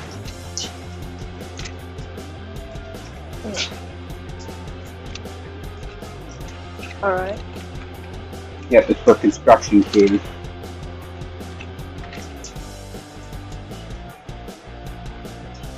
So I shouldn't have to worry about that? Yes, you absolutely need to worry about that, because if you have that lined up when you're pulling your core out, one of your driver pins can fall down inside that hole and brick your lock. It doesn't seem like it's big enough for a full pin or driver pin to fall into it. Okay, if you don't have any kind of gins or anything small enough to fall into it, then it's probably okay. But I would still be cognizant of where it's at and not run over it just in case. I'll just completely avoid that issue by just shimming it. Beautiful. Good idea. I don't think I've gutted a lock without a shim yet. Well, here's what I'm going to tell you. The other day, I was making some content, and I picked this lock here. This is a Rutco 500, and I picked it, and I gutted it, and everything went perfect. And I shut down the video, and then I said, okay, time to reassemble the lock. And I loaded everything up and went to slide the core in. You can see the back here. I dropped one of the driver pins into this little groove. It just fell down right inside of it and locked up solid. So, okay, what are we going to do now? So I ended up just pulling everything out, and everything freaking dumped out, and it was a big old disaster. But at least it wasn't like a bricking situation, but it was still a real pain in the butt because I wasn't paying attention to where the openings on the floor were. Yeah, it's tough to push that back in and try and slip the core back. That's exactly all. I got to the point where I just pulled the follower out and let everything dump out, and then reached in with the pick and popped the key pin back up. But yeah, it was funny you mentioned the Rutco 500 too. I just put the oval format of the Rutco 500 in my vise there. Oh, nice! That's a freaking cool lock. I mean, my NASA and Rutcos are my favorites. Lock Chuck's in the chats now. Nola, Cucumber popped in. Random Jim. Yeah, hey, we got a whole gang of people over there. Oh, and Stu, thank you for I did comment on the triple pick.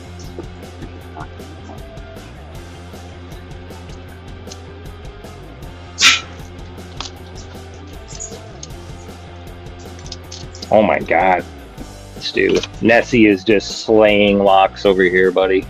This thing is unstoppable. Oh my god, I'm just piling them up. Love this thing. Did you just call it Nessie? Yeah, it's a new profile from Southern, and when Aaron sent it to me, I named it Nessie after the Loch Ness Monster because it looks like the kind of like the Loch Ness Monster with the humps and the waves coming out of the water. So I was like, Nessie's a good name for it, and Aaron was like, yeah, okay, I like that. So Stu got his last week. I had a shipping delay where it took 2 days / a week for me to get it, and I finally got to just stick it in some locks right now and try it, and this thing slays. I'm loving that. Nice. I'm gonna have to freaking ask them to send me one whenever I get my next batch from them. Yeah, any SSIE or any SSY, he'll know what you mean. However, but yeah, it's nice, and actually, there might be another version here soon too. So I'm actually thinking about seeing if I can get them to make a pick for me because I have been trying to make a particular profile and I am being very unsuccessful at it. Basically, what I want the profile to be is an offset gem. So instead of going straight into the offset like an offset hybrid or an offset deforest diamond, instead of ending with a diamond, I want it to end with a gem tip. ooh, yeah, that'll be interesting. That's what I'm looking for, and I've made 2 of them so far, and both of them I let get too hot somewhere along the line, and they just lost their temper and they became soft. So Yeah, let them know. I'm certain Aaron will be able to help you out.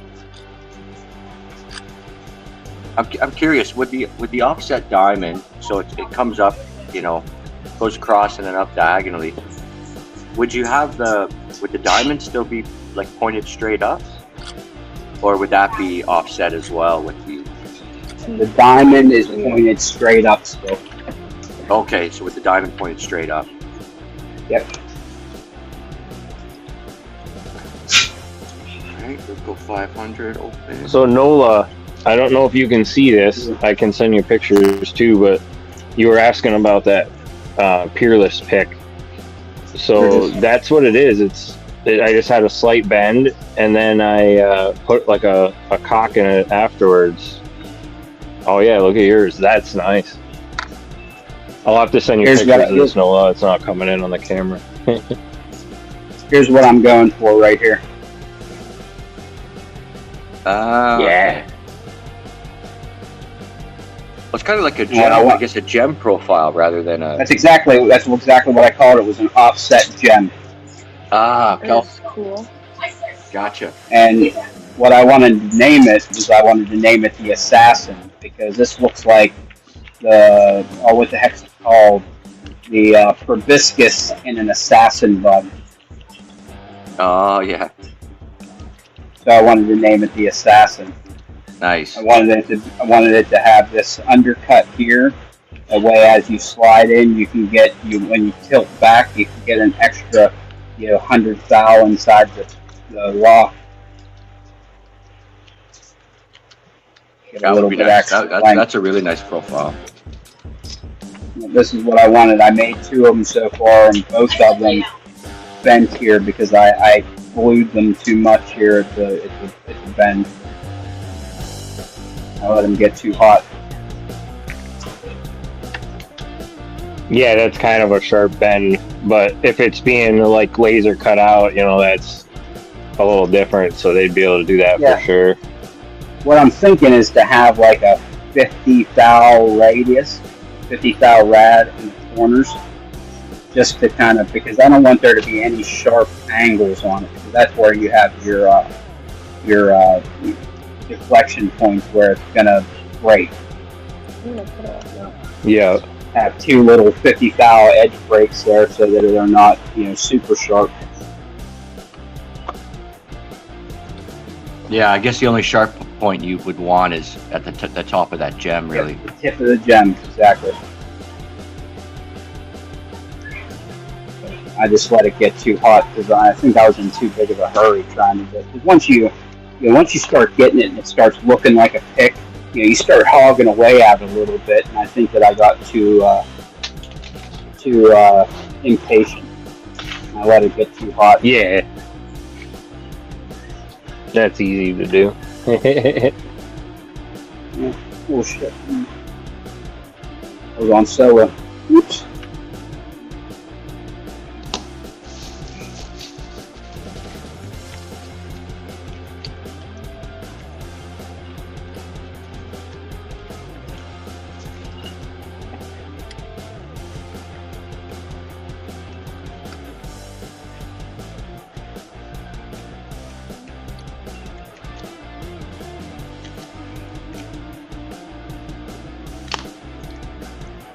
So I was rolls new in the chat.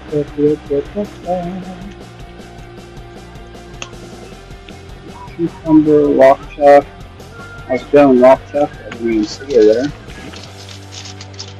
Nola's Chuck's back. not in. GT man. Yeah, lock chuck's in here. Dang it, funky. Nola is back. I don't think I've picked a lock that quite feels like this. This is like one of the most unique feeling locks I have. Which one is it? Avis 8345. This is just the, it's not really a kick. I don't know what to call this. Just the cylinder.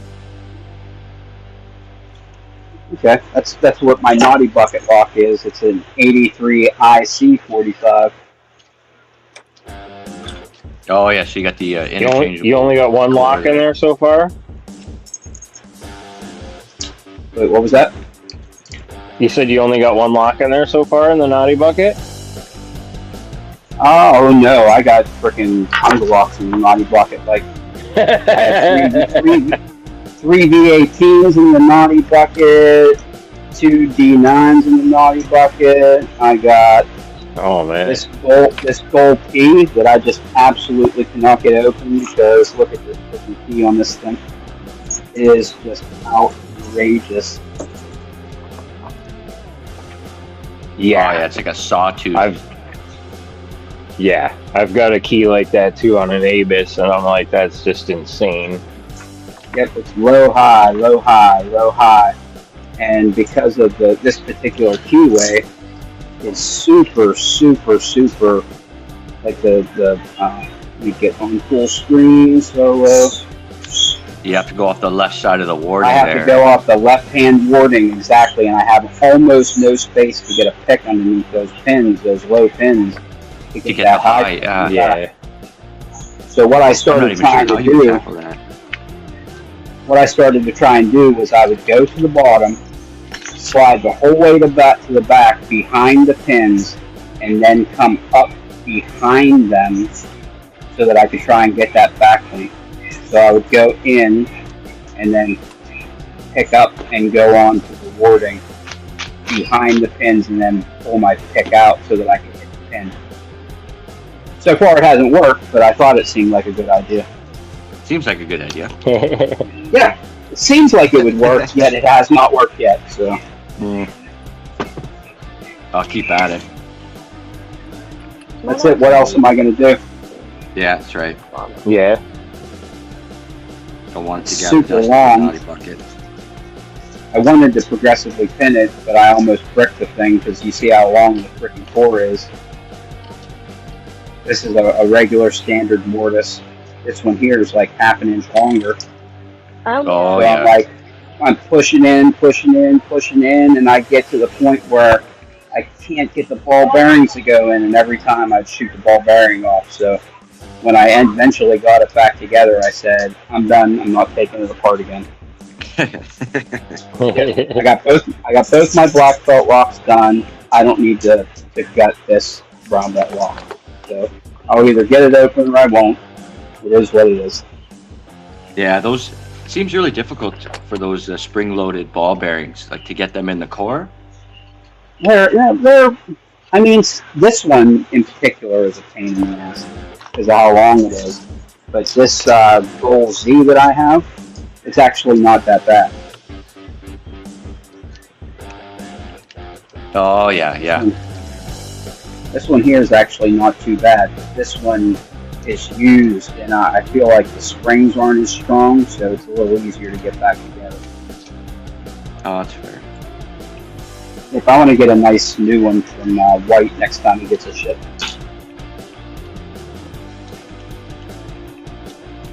Yeah, it was White. Yeah, White definitely grabs those, and maybe I've seen Red Wanderer with some. He probably does. I only have like 3 locks in my naughty bin currently. You'll get more. Don't worry about it. Now that you said that, you'll have your next 6 locks you get. You won't be able to get no into the bucket. Oh no. I'm just kidding, man. I have none in mind because I just take them and feed them to the grinder or to the firecrackers. So there is no naughty bucket, just That is an parts. awesome idea. Or the sledgehammer. Can't They get get it. It fed. gets put through the wood chipper. I have the Avis lock. What's up, McD? Oh, it's McD here. And then a 570. He just jumped in. He said his notifications didn't let him know. Hey, We're what's up, gonna beat McD? up YouTube for you, McD. That's ridiculous. Well, YouTube, I think, is screwing us all over. Oh yeah, with like Little hidden at a time. comments and all sorts of If stuff. people's comments don't go, when I went and looked this morning to look for my live, it showed that I had no live scheduled. So, of course, I freak out and go and look on StreamYard, and there's my live. It's fine. So I log out of YouTube and go in as a guest, and my live shows. It just wasn't showing for me. So obviously it wasn't showing for a bunch of other people too. Yeah, that's ridiculous.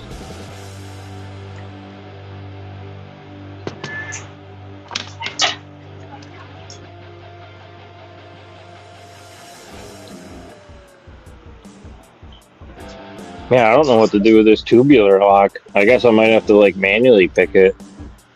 No, I Yeah, got I just saw you halfway. with you had like a tubular pick, right? Like an impression. Yeah, yep. Yeah, yep. How's And that I work? got it in halfway or a little bit, and it went, and then all of a sudden it got stuck and caught, and then now it's turned halfway, and I can't get it to like re-impression, and yeah. I don't know if you even can at that point. I'm totally new to this. Like, I bought this thing knowing nothing, just had a few tubular locks and wanted to jump in and have a blast with it. So, All right. So here's what you should do. You have something you can poke at it with, right? oh yeah, yep. Poke at the pins and see if the pins are stringy or if they are solid, locked up solid. Oh wait. Some are solid. One was springy so far, but all the rest are solid. Oh, maybe two springy ones? Oh Yeah, I man. got two springy ones. That is odd. I cannot figure this thing out. Let me get I was my hoping that you were in between where you could just go in and just push the impressioning legs in until they stop. I might be able to. I got a manual tensioner somewhere. Let me look for that from Covert. Maybe I can Oh get yeah, in you there should have and it. kind of You put have the some... echelons. Yeah, if you have the echelon set, you should have a turner. Yes. Yeah. Where did it go? There it is.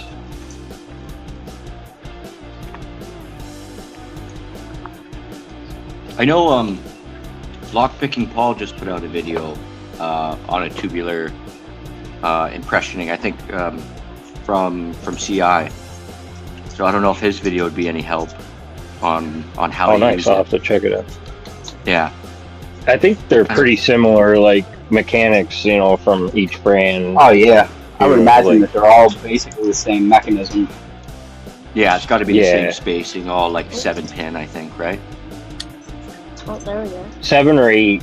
This one's convertible. I can convert it to it has 8 on it, but where the lineup pin or whatever you call that, it's a blank there above it. It's non-used. If you want to use it for 8, you have to take out that pin and realign it and put a different one in, and then it'll work for 8. And it came with all the tools and everything to do that, so it's pretty cool. Oh, nice. Oh, yeah, sounds like it's cool. I asked Aaron, I said, they had 3 different ones on their site. I said, which one should I buy? I trust your wisdom and your knowledge, your experience. And he pointed me towards this one with the short handle. He goes, it's something you don't use all the time, so you don't need the big handle to take up a bunch of room in your kit and all that. And I was like, oh yeah, it's a good point. And he recommended, you know, the 7 one that you can convert to the 8 because it already comes with that. And you can just get like, you know, the kit with it and go from there. That seems like he steered you to the right one. Yes. I love Aaron, man. He's such a great dude. Yeah, I can't say enough good things. I wish I Oh, would get this booyah! stuff though. Get some, son! What did we pop? That's Secure M? Securemi K22. Booyah! Oh, nice. Booyah, bitches! Oh, I'll take it. Yeah. Oh yeah. Think has Well, not video been- coming soon then. Video coming soon. Oh, what's next? What's next? Let's try this Miwa that I wasn't Alright. able to get open earlier. I gotta take this camera outside and get the grinder out. This lock's effed.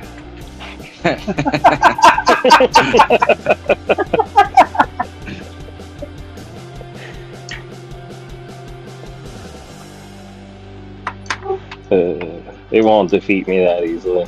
Would you Yeah. mind if I said I'm turning it into hamburger for the machines. When the machines take over, they'll have some hamburger meat.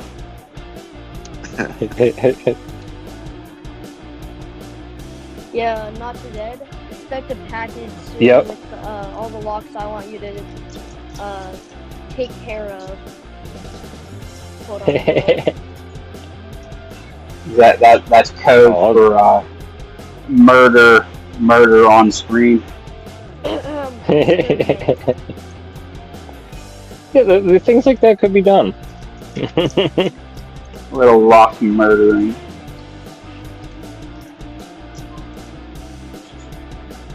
I'm still amazed that one I put the big cracker in on the live the other week didn't pop it. I'm really surprised. That was a I mean, pretty that's- powerful cracker in there. I remember watching frickin' Bosnian Bill and LPL frickin' shooting locks with frickin' 50 cals and the things don't pop open. Yeah, that was nuts. Or the Ram set videos where he's hitting them with that 22 mag. Yep.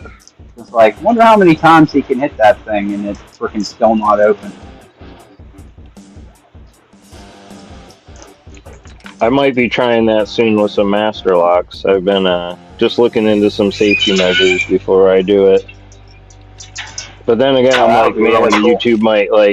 YouTube might shadow ban me if I do, so I'm not sure yet.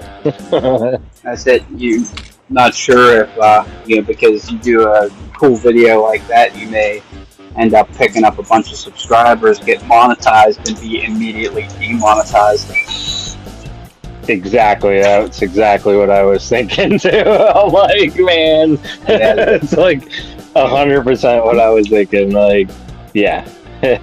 I was actually gonna show how I polish picks on here using this green compound, and I was actually worried about showing a lighter on screen because that's what I do. I heat it up with a lighter and get it soft, and then I just rub it on a paper towel, and then I just fold it over and frickin' give it a polish, rub it dust up. And I'm like, I wonder if they frickin' bust my ass for having a flame in one of my videos, so I didn't do it. Yeah, they can be weird about that, and I've heard knives. They're really weird about knives too. So, like, I use knives on my unboxing, but I've been trying to be a little more subtle with it. But then I, threw one right through the middle of a sticker the other day through the eyeball. So, I don't know how subtle that was, but Yeah, I think Nola was calling them letter openers There you go. That's a good. instead. It's a little workaround. Device. That's right. Like, this little letter opener I got here. It just pulls out a machete. I mean, we could do that, but like, I don't know what they would think. You That's never the know. thing that might get me. I got a 20-minute long video of my knife collection, or most of my knife collection up there, and that's another video that might probably hurt me in the future, but we'll see.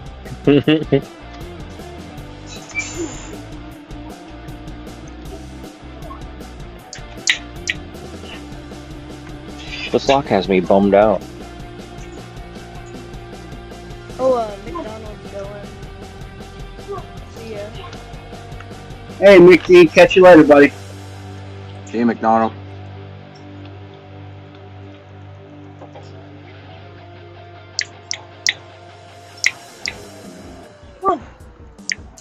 Yeah, GQ, it was funny how right after I did that, I opened up the package and facing up and directly, like not even planned, was the replacement sticker. Alright. Hold on a second. I gotta step outside my front door and fetch my dog. He won't come in. Let's go, Jackson. Little bastard. He's a good boy. Oh, I love you too. Such a good boy. He's my pet lab. He's my fur buddy. He's my boy. He's my boy, except if you're a stranger and then he'll bite your nuts off. That's what you want, though. That's exactly, I'm telling you. My wife says it all the time. She's like, oh, he's such a small little marshmallow. He's such a lovey bug. It's like, unless you're a stranger, and then he will literally chew your arm off. The best Yeah. thing is if someone walks across your yard or something, or just near your yard. That's it. We just make sure that somebody goes out with them whenever we put them out on the lead, just in case somebody comes through the yard or whatever, we can grab them.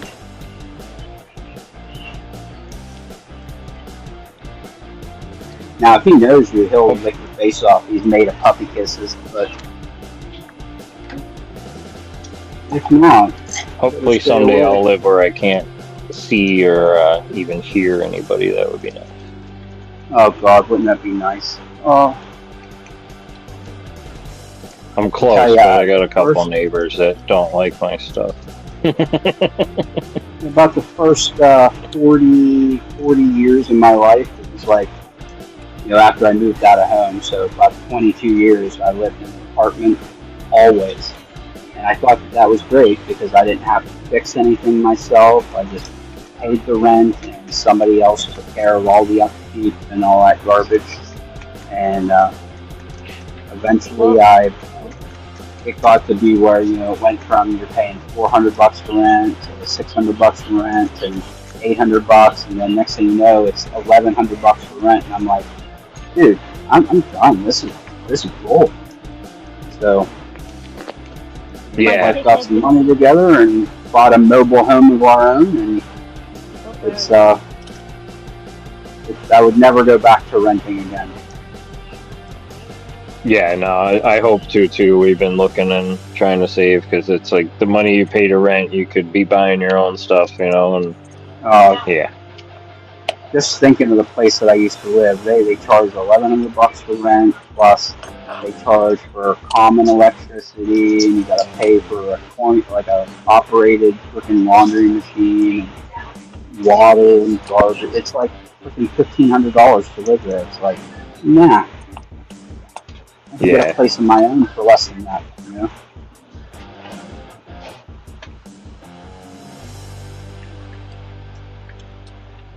That my sister lives right across the street, so she was able to scope it out for us. Oh, nice. Yeah, she lives right across the street, and she was friends with the guy that owned the place, so he's like, oh, I gotta, list the place and sell it, what a hassle that's gonna be. And she's like, hold that thought. And then she called me and was like, how much money can you get together, tomorrow? And, it's like, we'll probably get X amount of money together. And she's like, okay, I'm going to put an offer out for you. And the guy accepted. So the rest is history.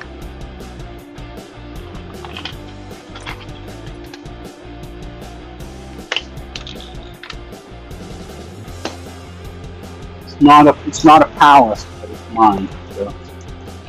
Oh, yeah, exactly. That's all that matters. Just having your own little slice. That's it. My own little piece of heaven. I'll take it. The place where me and my wife, because we're getting to the point where we have 2 kids basically out of home. We have 2 left. One is just starting 9th grade, and the other one's just starting 6th grade. So, 6-8 years from now, it'll just be us. The honeymoon period, right?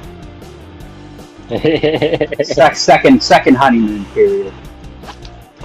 Yeah.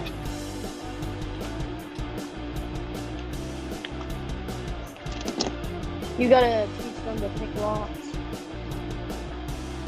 Teach you to pick locks. My kids. Yeah. They couldn't care less.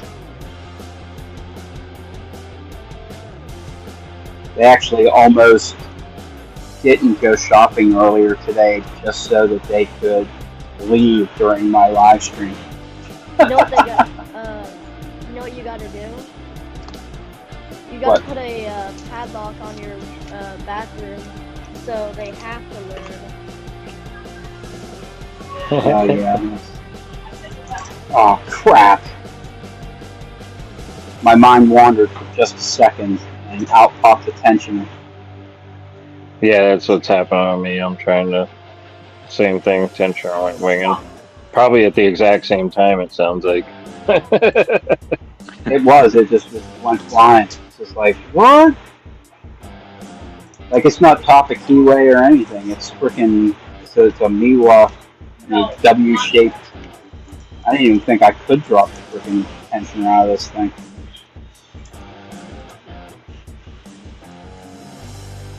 There's like only one tensioner that works well for my pack lock. I was just trying a bunch of other ones. Yeah, mine likes the 40 thou Covert Instruments tensioner from Slim Pickens. That's a tough one to tension that pack lock. Really funky to tension. That's right in top of keyway, standard, right where right in the top of the keyway. No going out at 45 degrees or freaking sideways or any of that crap. The only way That's how I like this one, straight up and down like that. It's a tensioner from Southern. Get a really thin tensioner at the top, or have it in like there's a little tiny place where you can fit a tensioner. It's kind of ergonomic. Makes it go to the side. Yeah, that's kind of how I have the only mine. ways I've found. X-Bin. It's like kind of on a 45, bit of a pain. It's nice you guys got some tensioners. Get that straight up tension. Yeah. It's tricky, but I feel like it made a big difference for me personally when I was able to keep it straight up and down like that. But it does slip out a lot. Yeah, I'm just so used to picking that way with the tensioner straight up and down that I kind of want it to be that way. Yeah, it's nearly like a comfort factor, just having it straight up and down. Do you have any tensioners that are like completely, like they're completely flush with a core if you put it in? Like, so. Oh, you know what? I do have some that are just like that. Hold on.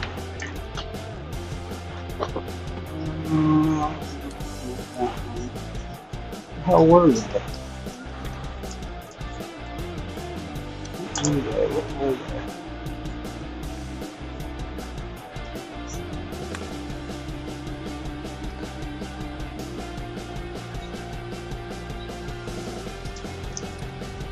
Oh, it's this one. The Swift one. I'm pretty sure, I know, well, there's a Law Lock Tools one. And yeah, Moki does it too. But I'm not sure if there's any others.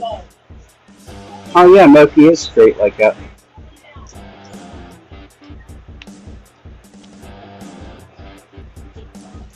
Yep, there's no dog ears at all. It is straight. Straight and no teeth. I forgot all about that. I like the ones with the teeth personally. I feel like that makes a big difference. Same. I mean, it's great for gripping, but it's also chewing your lock every time you freaking put it into it. And that's exactly what I think's happening with this pack lock. I think I've tore it up because I bought it when I first started, and you know, it was like, all right, this is, you know, way before I even knew what I was doing, and way before I could even pick that, I bought it and was messing with it and jamming things in there, and now the keyway is so messed up on the Warden, and I'm like, oh man. Oh, that shit definitely happened. No doubt about that. Yeah, we all do shoot it. up my twin. Because you're always watching. You're always watching somebody, and they always say, hey, make sure you put in the biggest tensioner you can fit. It's supposed to fit tight. So what you do is you go and you say, this one kind of fits if I push on it like a gorilla. So that's what he's talking about, right? That's what he's talking about. Yeah. I should put it in there with a 5-pound sledge.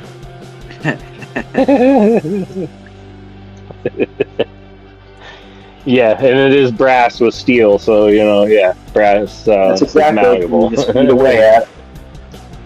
Yeah. That's something that you don't think about whenever you're doing this stuff. Let me grab that. I have my covert instruments tray here, and one time I was looking at it, and I'm like, look at all those shiny specks all over there. I didn't start impressioning a lock yet. Where's all this brass flakes coming? Oh, I knew where it's coming from. Yeah. I'm chewing up the key pins. I'm chewing up the key pins and stuff as I'm picking. Frickin' ding dong. Yeah. One of those times it really is a face smack moment. Roll my 11 Yeah. back in. Well, the No law shavings, says though, I nothing haven't wrong had with a that. key not If it working fits, anymore. it ships.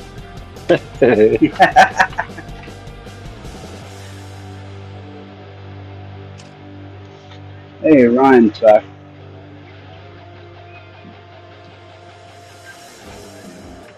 Wonder if Stu got that person in their lockbox yet. I'm curious. Oh, I wonder. He was on here chatting for a little bit, but yeah.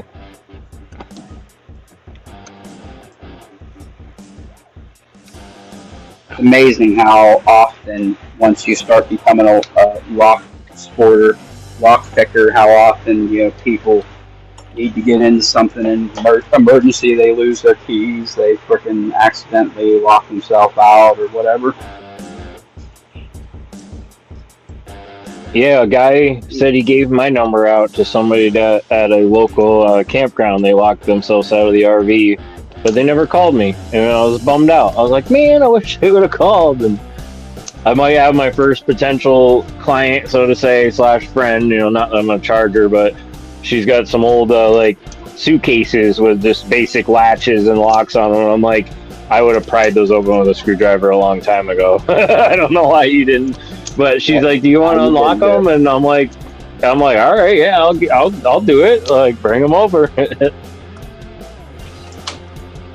As I said earlier, there's my neighbor, their father passed away, and the keys got lost or something somehow. So I had to help him get into the house. It's like, they're like, "How are you going to get in? We don't want to break the window." It's like, nah, I can get in the lock. Don't worry about it. Nice. What am I picking? It's just the 1100. Stu, did you get that person in? That's what we were just wondering.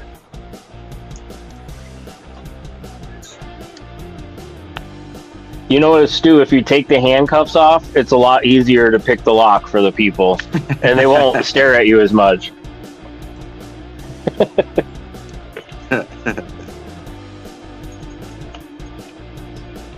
By the time he's done picking it, they're like throwing money at him, tipping him.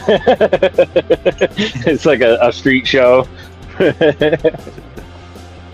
Then he hands them the bill. Got fun over.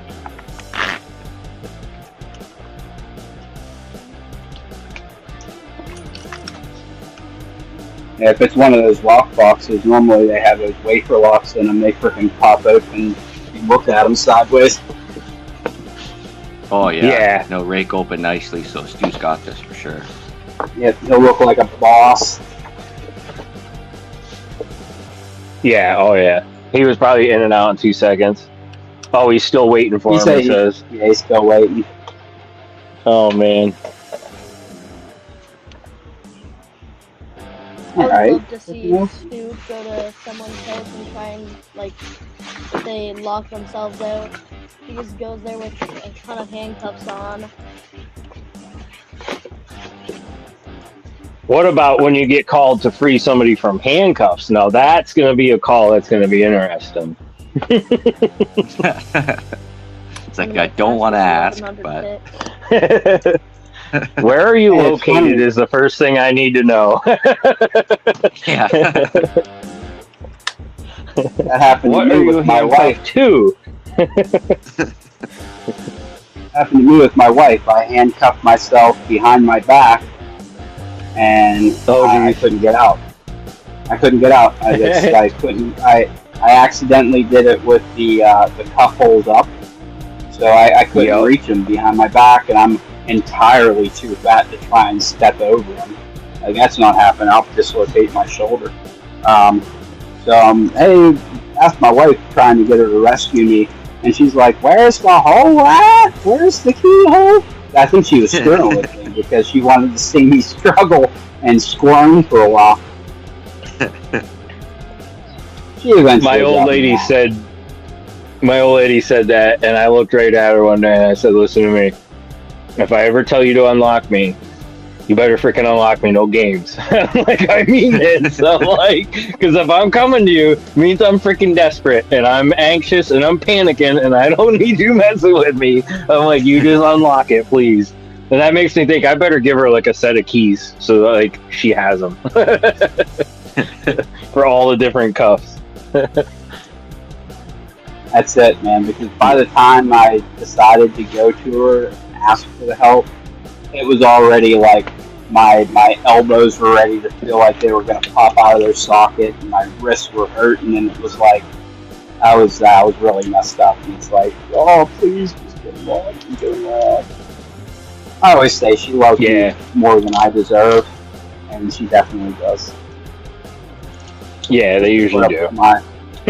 Put up with me freaking buying locks. She's like, more locks? It's like, don't you have enough yet? It's like, dude, there's like thousands of different varieties, different models. They're all different.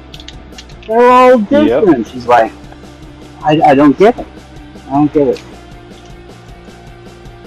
Yeah, if the old lady knew, she just told me to stop telling her. She's like, I don't want to know. And if I tell her the price of something, she's like, are you trying to make me mad? She's like, just don't tell me.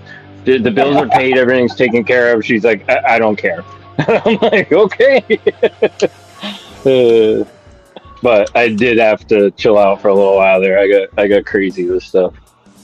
But it's easy to do. I did the same thing. It was like, because once you get the, purple belt locks, the locks start getting kind of expensive.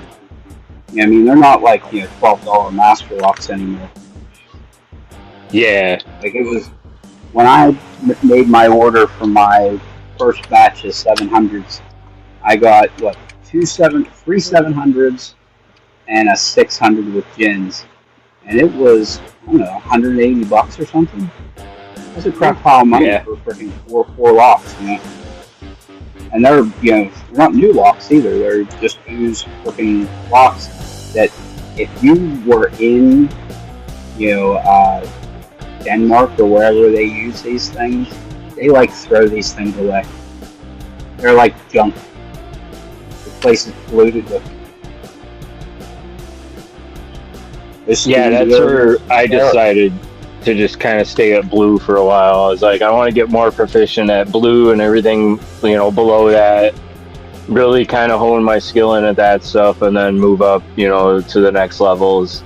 Especially like when I have more time during winter when I might not be working as much, or I got a snow day and the family's gone all day and I can actually sit down and focus on a lock, So it's hard to do it as many, when you got a family and a job. It's like, to sit down and do that kind of a lock, it's like, geez, but I'm getting there, but you know, I want to be more like proficient at the daily stuff. You know, I figured like the things I'll run into, like with my line of work, padlocks is something that you know I might have to defeat someday or something like that to do something. So you know, I want to be on that. And like you said, there's so many different ones. You could buy 1,000 of them and still buy more. Like, and everyone's different in their own unique way. The bidding is different. You know, like that right there alone. You know, you could have 100 of the same lock and everyone bidded differently and they all going to react and open differently. Yeah, it's true. Like this Kaba 8 that I got. I have a Kaba Quattro that looks identical to this, except instead of having 8 pins, it has like 16 pins or something, and they come from 4 different directions. Whew. Yeah, I was looking for a couple. They're all different, but they're all the same. Yeah. They all look the same. That blows They're my all mind, different. those multi-directional pins and stuff. That blows my mind. It just seems like overwhelming and super intimidating to even think about. It'll help. One of these days, I'll get better flags. I mean, these get me into locks, but I need to get like some real flags one of these days, especially for stuff like this, because it's like you have to reach up on the side because the pins, there's only 8 pins, but they overlap in the middle. You know what I mean? The point of the one and the point of the other one overlap. So if you push your pick straight down the center, you're going to overset something going between them. So you kind of got to be able to go with a thin flag over here and pop it, and then go back to the other side and slide in and pop it and kind of weave your way back. One of these days I'll get this stupid thing. Yeah, that's crazy. These are better than I was. That's like so much like it ain't even trying to gut something like that.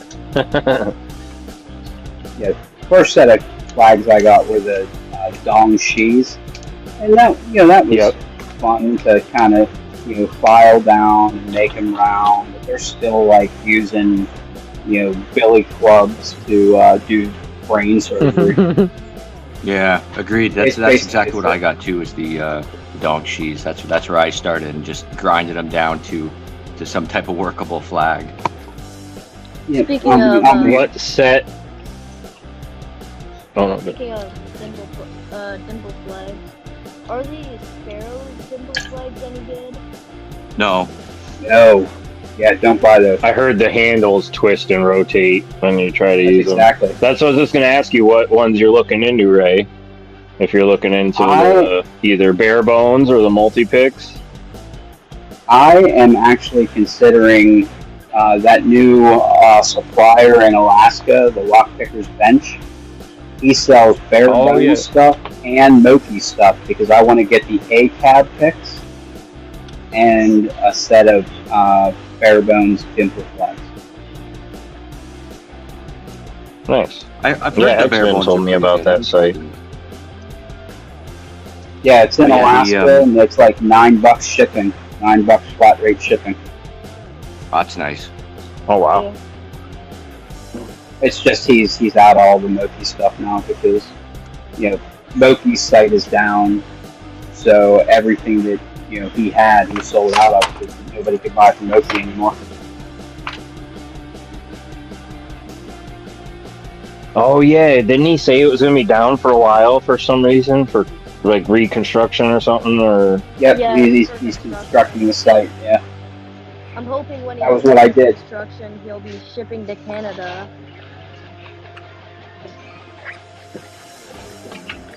I got this. Where are you in? Where are you in Canada? Atlantic area. Okay, yeah, because I'm from Ontario. I live in Australia now, but yeah, I grew up in Ontario. Oh, nice. Yeah, I was there Oh, that's most cool. of my life, but recently I've... that's why your accent's not like most other people from Australia. Yeah, certainly don't have an Aussie accent. Yeah, I moved a year and a half ago or so. I got these right before you shut the site down. I got nice. the 4 rounds. So nice. and then I got the 3 gems, and then I got the 3 extra flats, and then I got 2 thins. That's basically what you can fit in one of his cases, because his cases hold basically 12 picks. So I decided what 12 I wanted to get. I've got some of their turn-in tools that came with the Reaper sets that I got, and I like them. They're nice and long, but they only did like the 20 thousandths and the 50 or something, like an absurdly large and an absurdly thin one. And I'm like, those are kind of useless. Like, I wish I had the other sizes, you know, because I know they make more, and I want to get some so bad. I'll have to check that Lockpicker's bench, see if they have them. They might. I'm not sure if they sell singles though. I'm looking for where. Actually. Random Gym. This was the one I did for the eye surgery.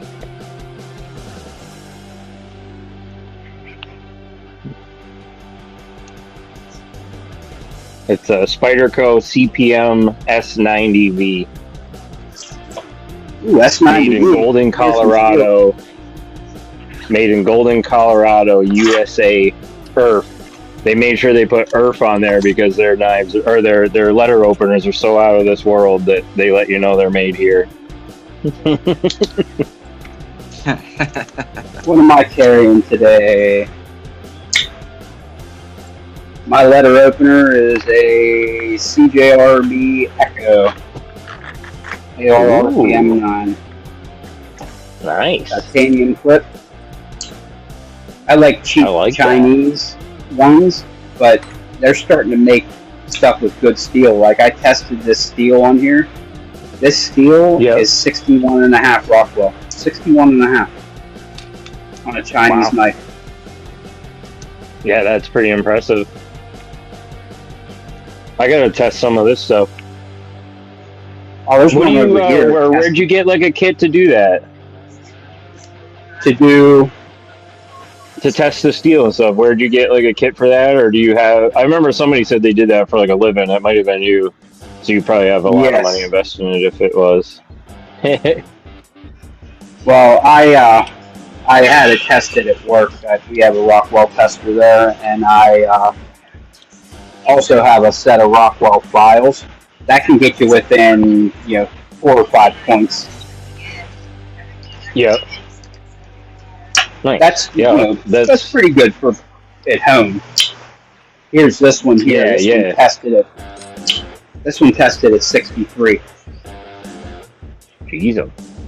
This is a petrified I just like the blade fish. styles on those. Yeah, it's like a bushcraft knife. I like that. Petrified fish beluga, and it's Bowler K110 steel, so it's like an Austrian D2. 63 Rockwell. Wow. That's outrageously hard for freaking D2 steel. Yeah. Spyderco just came out with a new knife that has it's like in a purple burgundy handle. I don't know if you saw it, and it's got this crazy new alloy steel that's supposed to be like stupid hard, and like you would know more about it. I'll have to send you the link. I sent it to Random Jim because he's a big Spyderco guy too, like myself. I just don't know all the techie stuff and details like that, but I saw that new one and I was like, man, that sounds kind of tempting, but they're selling out quick, and they're like $170 for a knife, that I don't really need. I already have 7 of them, or 8. Crucible has a bunch of really, really good steels, which you obviously know. You have that CPM S90V one there. CPM MagnaCut, CPM Rex 21 or whatever. The CPM LMAX. There's a lot of freaking good Crucible powdered metal stuff. This knife is insane. Like, I've got a few other ones from them, but I've put this through its paces and it holds an edge. I sharpened it like months ago, and it is still so sharp that I could like shave on parts with it. And it holds an edge amazingly. I can't believe it. Unlike a lot of other ones I have. That's the thing. If it has a good edge retention, man. Here's my Moken set. I have they have 0.8 millimeter, 1, 1.2, 1.3, 1.5, 2 millimeter. And then I have which ones did I get with mine? They have an extra 1.3. They probably gave you the 0.8 and the 1.3. They gave me the 1.5 and the 0.8. Yeah. Oh, that's a big hit.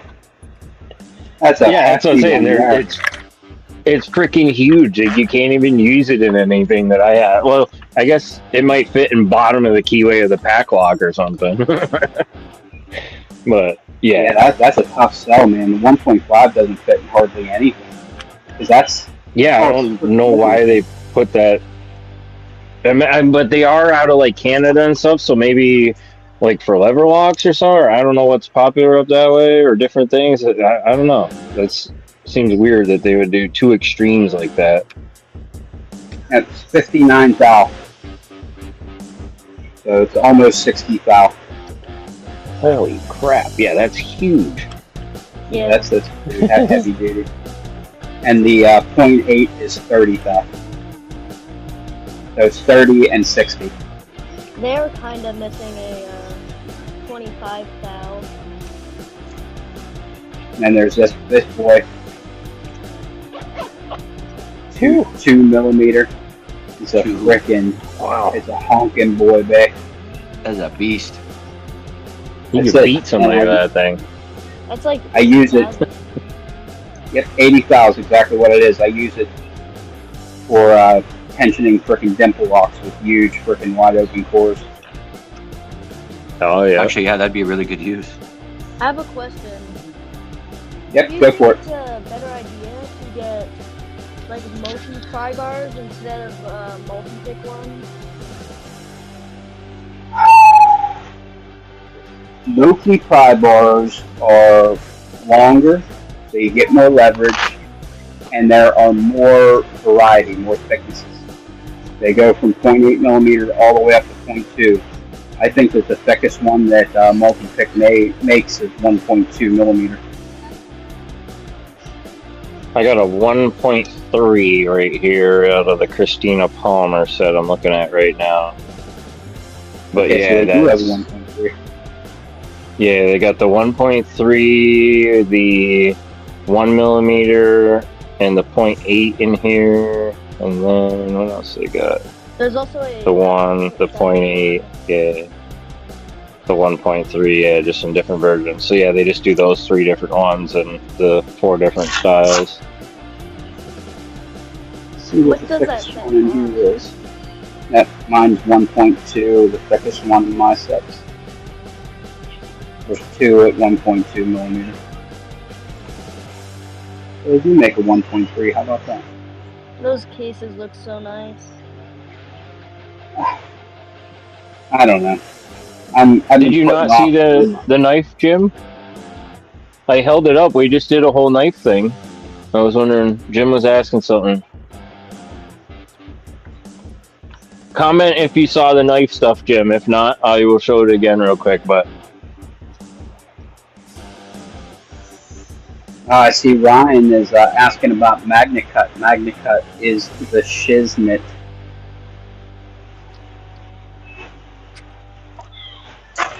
is that what you showed when yours was a MagnaCut? Oh no, I want to buy a MagnaCut knife, but I can't justify buying a MagnaCut knife because they're expensive. Not too bad. Yep. I have this profile from the Southern Specialties Force Lockpicks. What is it for? Did I go into focus? That one's a jiggler one. It's like a sin We rake nicknamed almost. it we nicknamed it the Sadistic Pick because Sadistic shouted the hell out of it. But Aaron said it's good for like wafers, different things. I think he even said like, oh man, I'll have to get back to you on that. He told me a list of stuff that's good for. I want to say like locking gas caps. He even said that works good for like jiggling and some other stuff like that. Maybe certain toolboxes, like locking toolboxes. That might be the one that he told me DeWalt and some other ones it kind of works well for. But I'll have to get back to you on that. All right. But it's just a weird, a raking profile. Stu might know. I think Stu has one. I have one in the Bogota, but I haven't used it much. I had him put it on a Bogota handle for me. But yeah, it's kind of like a weird city rake. Ton of Bogotas. I was just counting them tonight. I think I got 26 now from them, all in titanium and in different profiles in my little pocket kit. Oh my god, it's so many. I've got all these ones here. I finally got an elephant trunk in the last unboxing, so I'm excited to try that out. Where is it here? Yeah, I got one of the elephant trunk Bogotas, like a gem style, a long reach, and then like a medium flat so far. I'm gonna get a Bogota or two if possible. What's that? I should get a Bogota or two if possible. Oh yeah, they're fun. I definitely want to start using them a lot more and get more proficient. I use them quite a bit because I do keep them with me, so I use them on lunch, stuff like that. And I just like the titanium because they're so lightweight. I got such a huge variety and a nice lightweight package here. And once I cut down on some of the leather stuff, it'll be even smaller and more contained, so it'll be really nice. Hey, Chev. Hey, Dad's trying to get back in. I got the boot. I see him sideways. Yeah, X-Ben said that he got the boot a little earlier, too. I wonder if it's StreamYard, because I definitely wasn't messing around in the settings to give anybody the boot. No, of course not. No, it could have been my my Wi-Fi settings or something. I don't doubt that it wasn't freaking StreamYard, because it was buggy the other night when Stu and I were screwing around. Oh yeah, I may have to back out again just to try and get this camera situated. Yep, no problem. I'll let you in. I think we're all recording on a phone. Yeah. Well, on the yeah, I use a cheap Android. There's a setting where it keeps like your screen from rotating, and then every time I go live, I have to turn that off because it's normally locked in a vertical position. Hey, later, LPD. Thanks a lot for coming, buddy. I appreciate it a lot, everybody who came. 2 a.m. I was a little nervous when I started. Later on LPD. It was like 20 minutes and it was like... I was pissed when I got home and saw the time, and I'm trying to get cleaned up and everything, and I'm like, oh my goodness, like, I gotta get out here. I was nervous. I'm like, it's about 20 minutes, and it's just me talking to myself. Uh-oh, we're gonna do this. And I just kept going, because it's like, well, what's the worst that could happen? I could talk to myself for 2 hours. Oh well. Yeah. About 30 minutes in, people started showing up, so it was a good time. It doesn't matter. I was getting ready to go on, and I was just hearing you, all bored, not having anyone to talk to. I was what are you up to this Friday, Ray? Nothing. You saw that the Shackleman live is happening, right? Yeah, for sure. We might have a really cool special guest or two, so definitely make sure you watch that, or jump on if you want with us, brother. But yeah, I just got a message from somebody earlier. Begins with a C and ends with a Oxys, and he's like, do I need an app or anything on my phone or whatever? And so he's trying to jump in and join the live, and I think that'd be super cool. Guinness World Record cuff escape artist, like, that's sick. God, it would be so cool to freaking talk to that guy. Oh my god. That's all he wants to do. He goes, I just want to jump on and hang with you guys and talk, and we got another surprise guest or two that Stu and I are working on. We're trying to get like a crazy panel of just of the best of the cuff stuff. So Oh, you don't want to ever invite me then. You're looking for the best of the best. no, we want you on there, brother. You're part of it. You're on here with us. That's where we're not anything, great either. We're learning, Stu and I, and these guys are super supportive, and it's awesome. That's what I like about the lives. Everybody jumps in, you get the different circles of people, and it's fun, man. Like, we were talking about like if we had 6 people on and your name popped up as like one of the 6 to have on. So good. If I'm welcome, I'll absolutely be there. Oh, definitely, sir. Definitely. I've been super interested in all the cuff stuff. I think it's yeah. cool. Oh yeah. Can you source them anywhere up by you or anywhere sell them? I don't believe so. I'd have to get them online.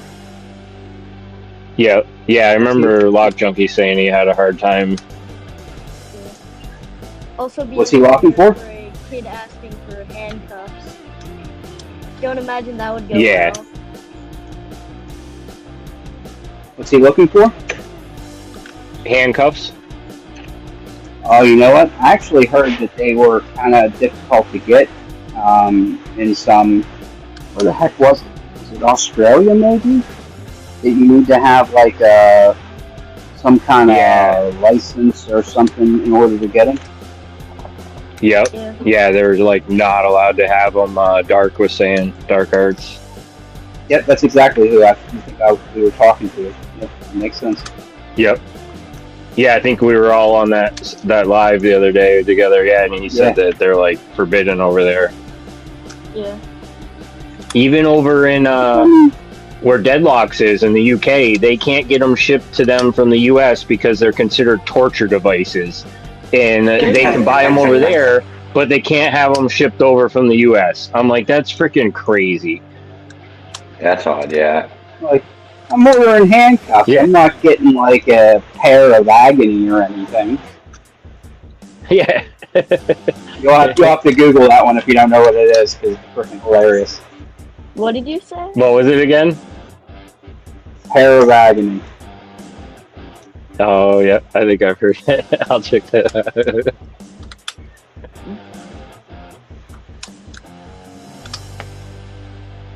Well, guys, I think I got to bounce out. I had a good time jumping on with you guys for a little bit here and wanted to say hi and whatnot. And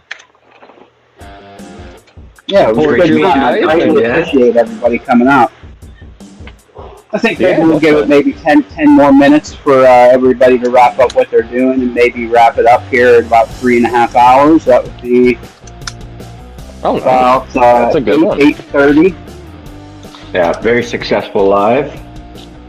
Oh, God. Yeah. You have no idea. I appreciate everybody coming because it's like with picking time ending, I really wanted to like make a place for people to just come hang out, and I wanted to put the link out there for anybody who wants to come on. If I start getting to the point where 6 people want to come, I'll get the paid one, so any number of people can come on, because I just want to be able for us to BS, hang out, ask questions, learn some stuff, have a laugh, freaking, whatever. I just want to, everybody to get to know everybody else. I'm pretty excited. Yeah. Oh, yeah, it's definitely nice like, to mix it up and make it your own, your own space. Yeah. Sitting here kicking rocks, it's like sitting at the bar. We're all having a beer, freaking having a chat, except, we're chatting with X-Men's having a soda. Canada and Minnesota and freaking Michigan and Pennsylvania and Australia, and we're all hanging out together, and it's just amazing. Yeah, I'm from Antarctica, by the way, if I didn't mention that. Wait, what? Hey, they're close to me. Yeah, Antarctica. Oh, nice. We're relatively because I live in the Pacific Ocean. All right, y'all. You guys have a good night. Hey, catch you later, man. Thanks for coming. Yep. No problem. Later. That was one of the coolest radio contacts I ever had was Antarctica. Talked to people there quite a few times, actually. Really? So it's like researchers or whatnot? Yeah. Yep, there's a lot of people down there for research stations, and there's oh crap, where the heck is he? England? And I talked to the Russian team down there. Oh, cool. Yeah, I talked to a French guy down there. But yeah, they go down there, they spend, 5 or 6 months, and then they go home for 5 or 6 months and back down for the next season. That's really neat. That's the my total for right now. I think is 256 different countries, different entities talking to on amateur radio. Oh wow.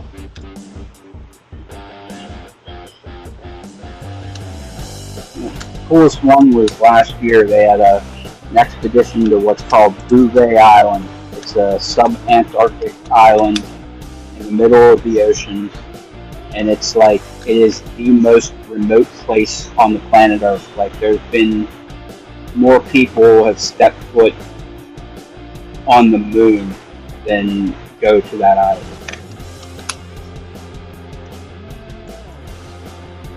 That was called Uve Island? Bouvet, Bouvet. Okay. It's considered the most remote piece of land on planet Earth. Wow. Might have been more people in space than beyond. I can't remember. Let's just say it's super freaking rare. So.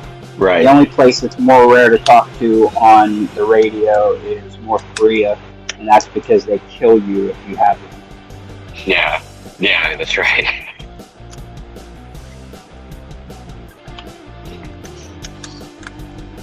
You can talk with North Korea, just only once. That is true. It has happened before. There are people that have talked to people in North Korea. Oh, finally.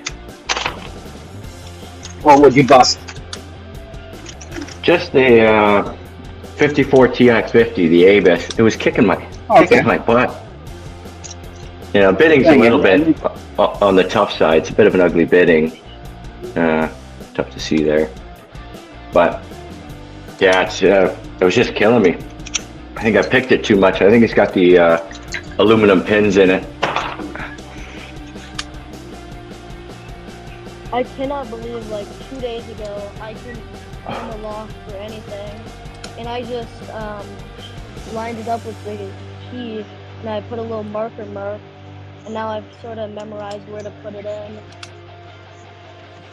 Oh yeah, that's pretty wise to do. I know the first time I picked an NASA 700, I had to mark up my pick so I could figure out where I was in the lock. Yeah, I probably should do that for my 1100. I don't know why, but I've not been doing that while I've been picking it. Well, it helps certainly when you're starting out. Yeah. I mean, you end up finding your way within a lock, but yeah, it certainly kind of helps to figure out where you are. I'm not the best. I can differentiate where the pin is, but I can't really from 4 and 3. I can't really differentiate them easily. Only if I'm really counting them as I go past them, when I can really kind of know what pin I'm actually on. Yeah, that's why the jiggle test can help out a lot, is because it kind of doesn't matter what pin you're on. It's whichever one is binding, whichever one needs to move, whichever one gives you that counter rotation. That's what you want to work on. So whether it's 3 or 4 is kind of irrelevant, right? As long as it's the one that needs to be picked, pick it. Yep. I gotta Perfect sense.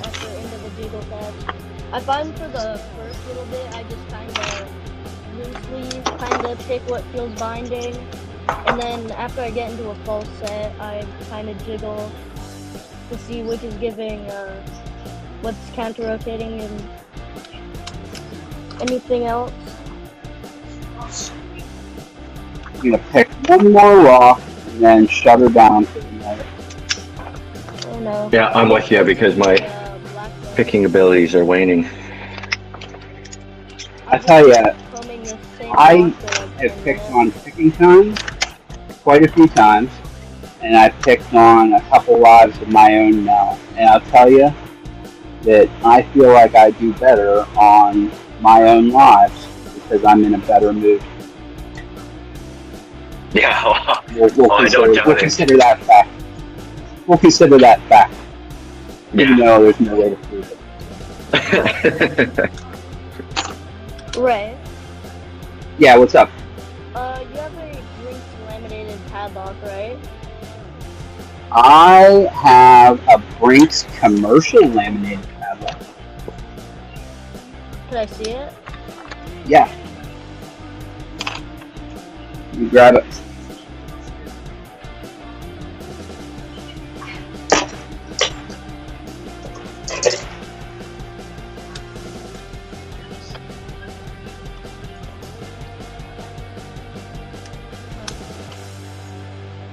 He's a big dog.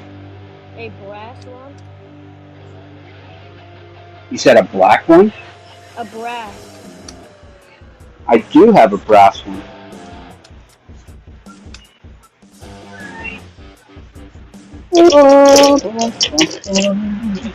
Little baby brass. You got that. You got that lockbox open. Alright, I want to see something. Who can pick one faster, you or me? Alright. Test how much easier it is for me to pick a standard pin over you now. Let me grab attention real quick. Which lock is this? He wants us to pick a brass Brinks laminated or brass Brinks padlock and race. I don't have a Brinks, so I will be a spectator. Yeah. I'll put in my tensioner, but I won't put my Yep, pick in. I'm ready when you are. Alright. Go. Just give me a second. Okay. Now. Oh,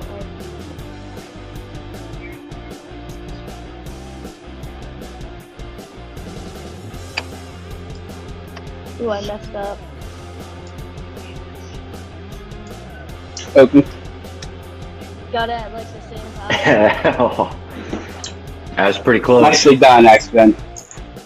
I Nicely done, messed up a X-Men. little at the start. Overset the second pin, I believe. It doesn't take much to overset standard pins if you're used to, pressing against serrated pins, trying to get them past shear.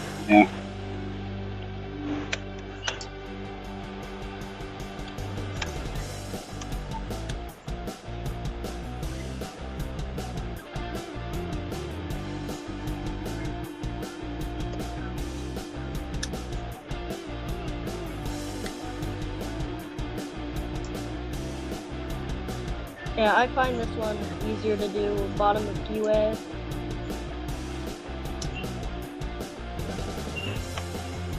You know what? This was actually my very first lock that I picked on my channel. My very first video. Oh, nice. Now that I'm looking at it, I picked this lock for my yellow belt on my channel as my very first video. This lock used to be my only really comfort lock. It's this. Well, what I really enjoyed picking when I was a yellow belt was this Brinks and this Fortress. Ooh, Fortress, nice lock. Yeah. It's got a really nice false set. Cheesehead Awesome. gave it to me when I bought the Jimmy Long's intermediate set from him. He was selling that to me with shipping for $45, but for an extra $5 he threw this in. Oh, that's not bad. I'm still trying to get myself a Jimmy Long's intermediate set. Yeah. I'm waiting. I'm hoping that what he's doing. You have a basics and you want an intermediate, and I have an intermediate and I want a basics. You know what the smart idea Basically- is to do? I give you the intermediate for your basics, and then we're both quote unquote have what we want. Yeah, but then we don't have the one we started with. Yeah. Here's what I'm hoping. Then you'll want the internet intermediate. That is it. So then I could, or then you'll That want is the it for basic me. back, so I can trade back with you. Then I get the intermediate back. What I'm hoping is that, because Jimmy hasn't had anything on his site for quite a while. It's been, God, probably a month since he's did any releasing. I'm hoping that what he's doing right now is stocking up on everything and then have one big release. That's what I'm hoping. God, wouldn't it be awesome? His case, the cool rule, and the basic, and maybe even the 15,000 splash. Yeah, I do have his tool roll. I keep my bare bones in it. But I was actually able to find, right about when you got your intermediate set, there was a guy on the internet who had the V3 gems with the diamonds and the V3 flats. So I got those two sets of V3s, and then I was able to get his 15 Val picks, and then the basic and the starter set. So, What's the main I don't- difference between the V3s and the V4s? the Tang, Oh, the I thought the V3 were Tang. V3 or partial Tang, they come back to about the center of this dot here. And the V4s are full Tang the whole way back Oh, to that's the why end. we're so insistent on showing it off on the. I believe that's why they have the whole. Well, I guess kind of for the little colored things you can put in there to identify the Yep. pick. But there's one there, and you can see the Tang. Then there's one on this side, and you can see the Tang in it. You can see the Tang the whole way to the end on the V4. The V3 Yeah. it stops right around the center here. I'm gonna have to get something on my picks to identify them, but I don't know about the. Hey, I think it was Georgie Jim started putting, I think it was like nail polish or something right in the first groove. He would just draw Yeah. in some color there, and he would I make would the like have the first color for like if it's a round, flat, or gem, and then have the second one for like the profile. Maybe a third It's- for the thickness if you have multiple thicknesses. his first batch of B3s actually had printed on them. It would say low flat hook, so it would say LFH for the low flat hook, and then deep flat hook would say DFH, and Yeah. they were laser etched onto his first set of That's something B3s. that the V4s miss out on. Well, the V3s that I have don't have them either, but they were like a later release. Especially where I'm sitting from the pics, I can't really see the profile easily. So I've mostly just had to memorize where, like, in what order I've placed them. All right, gents, I'm out of here. That's it for me. Locks are beating me up. Thank you for having me on the live.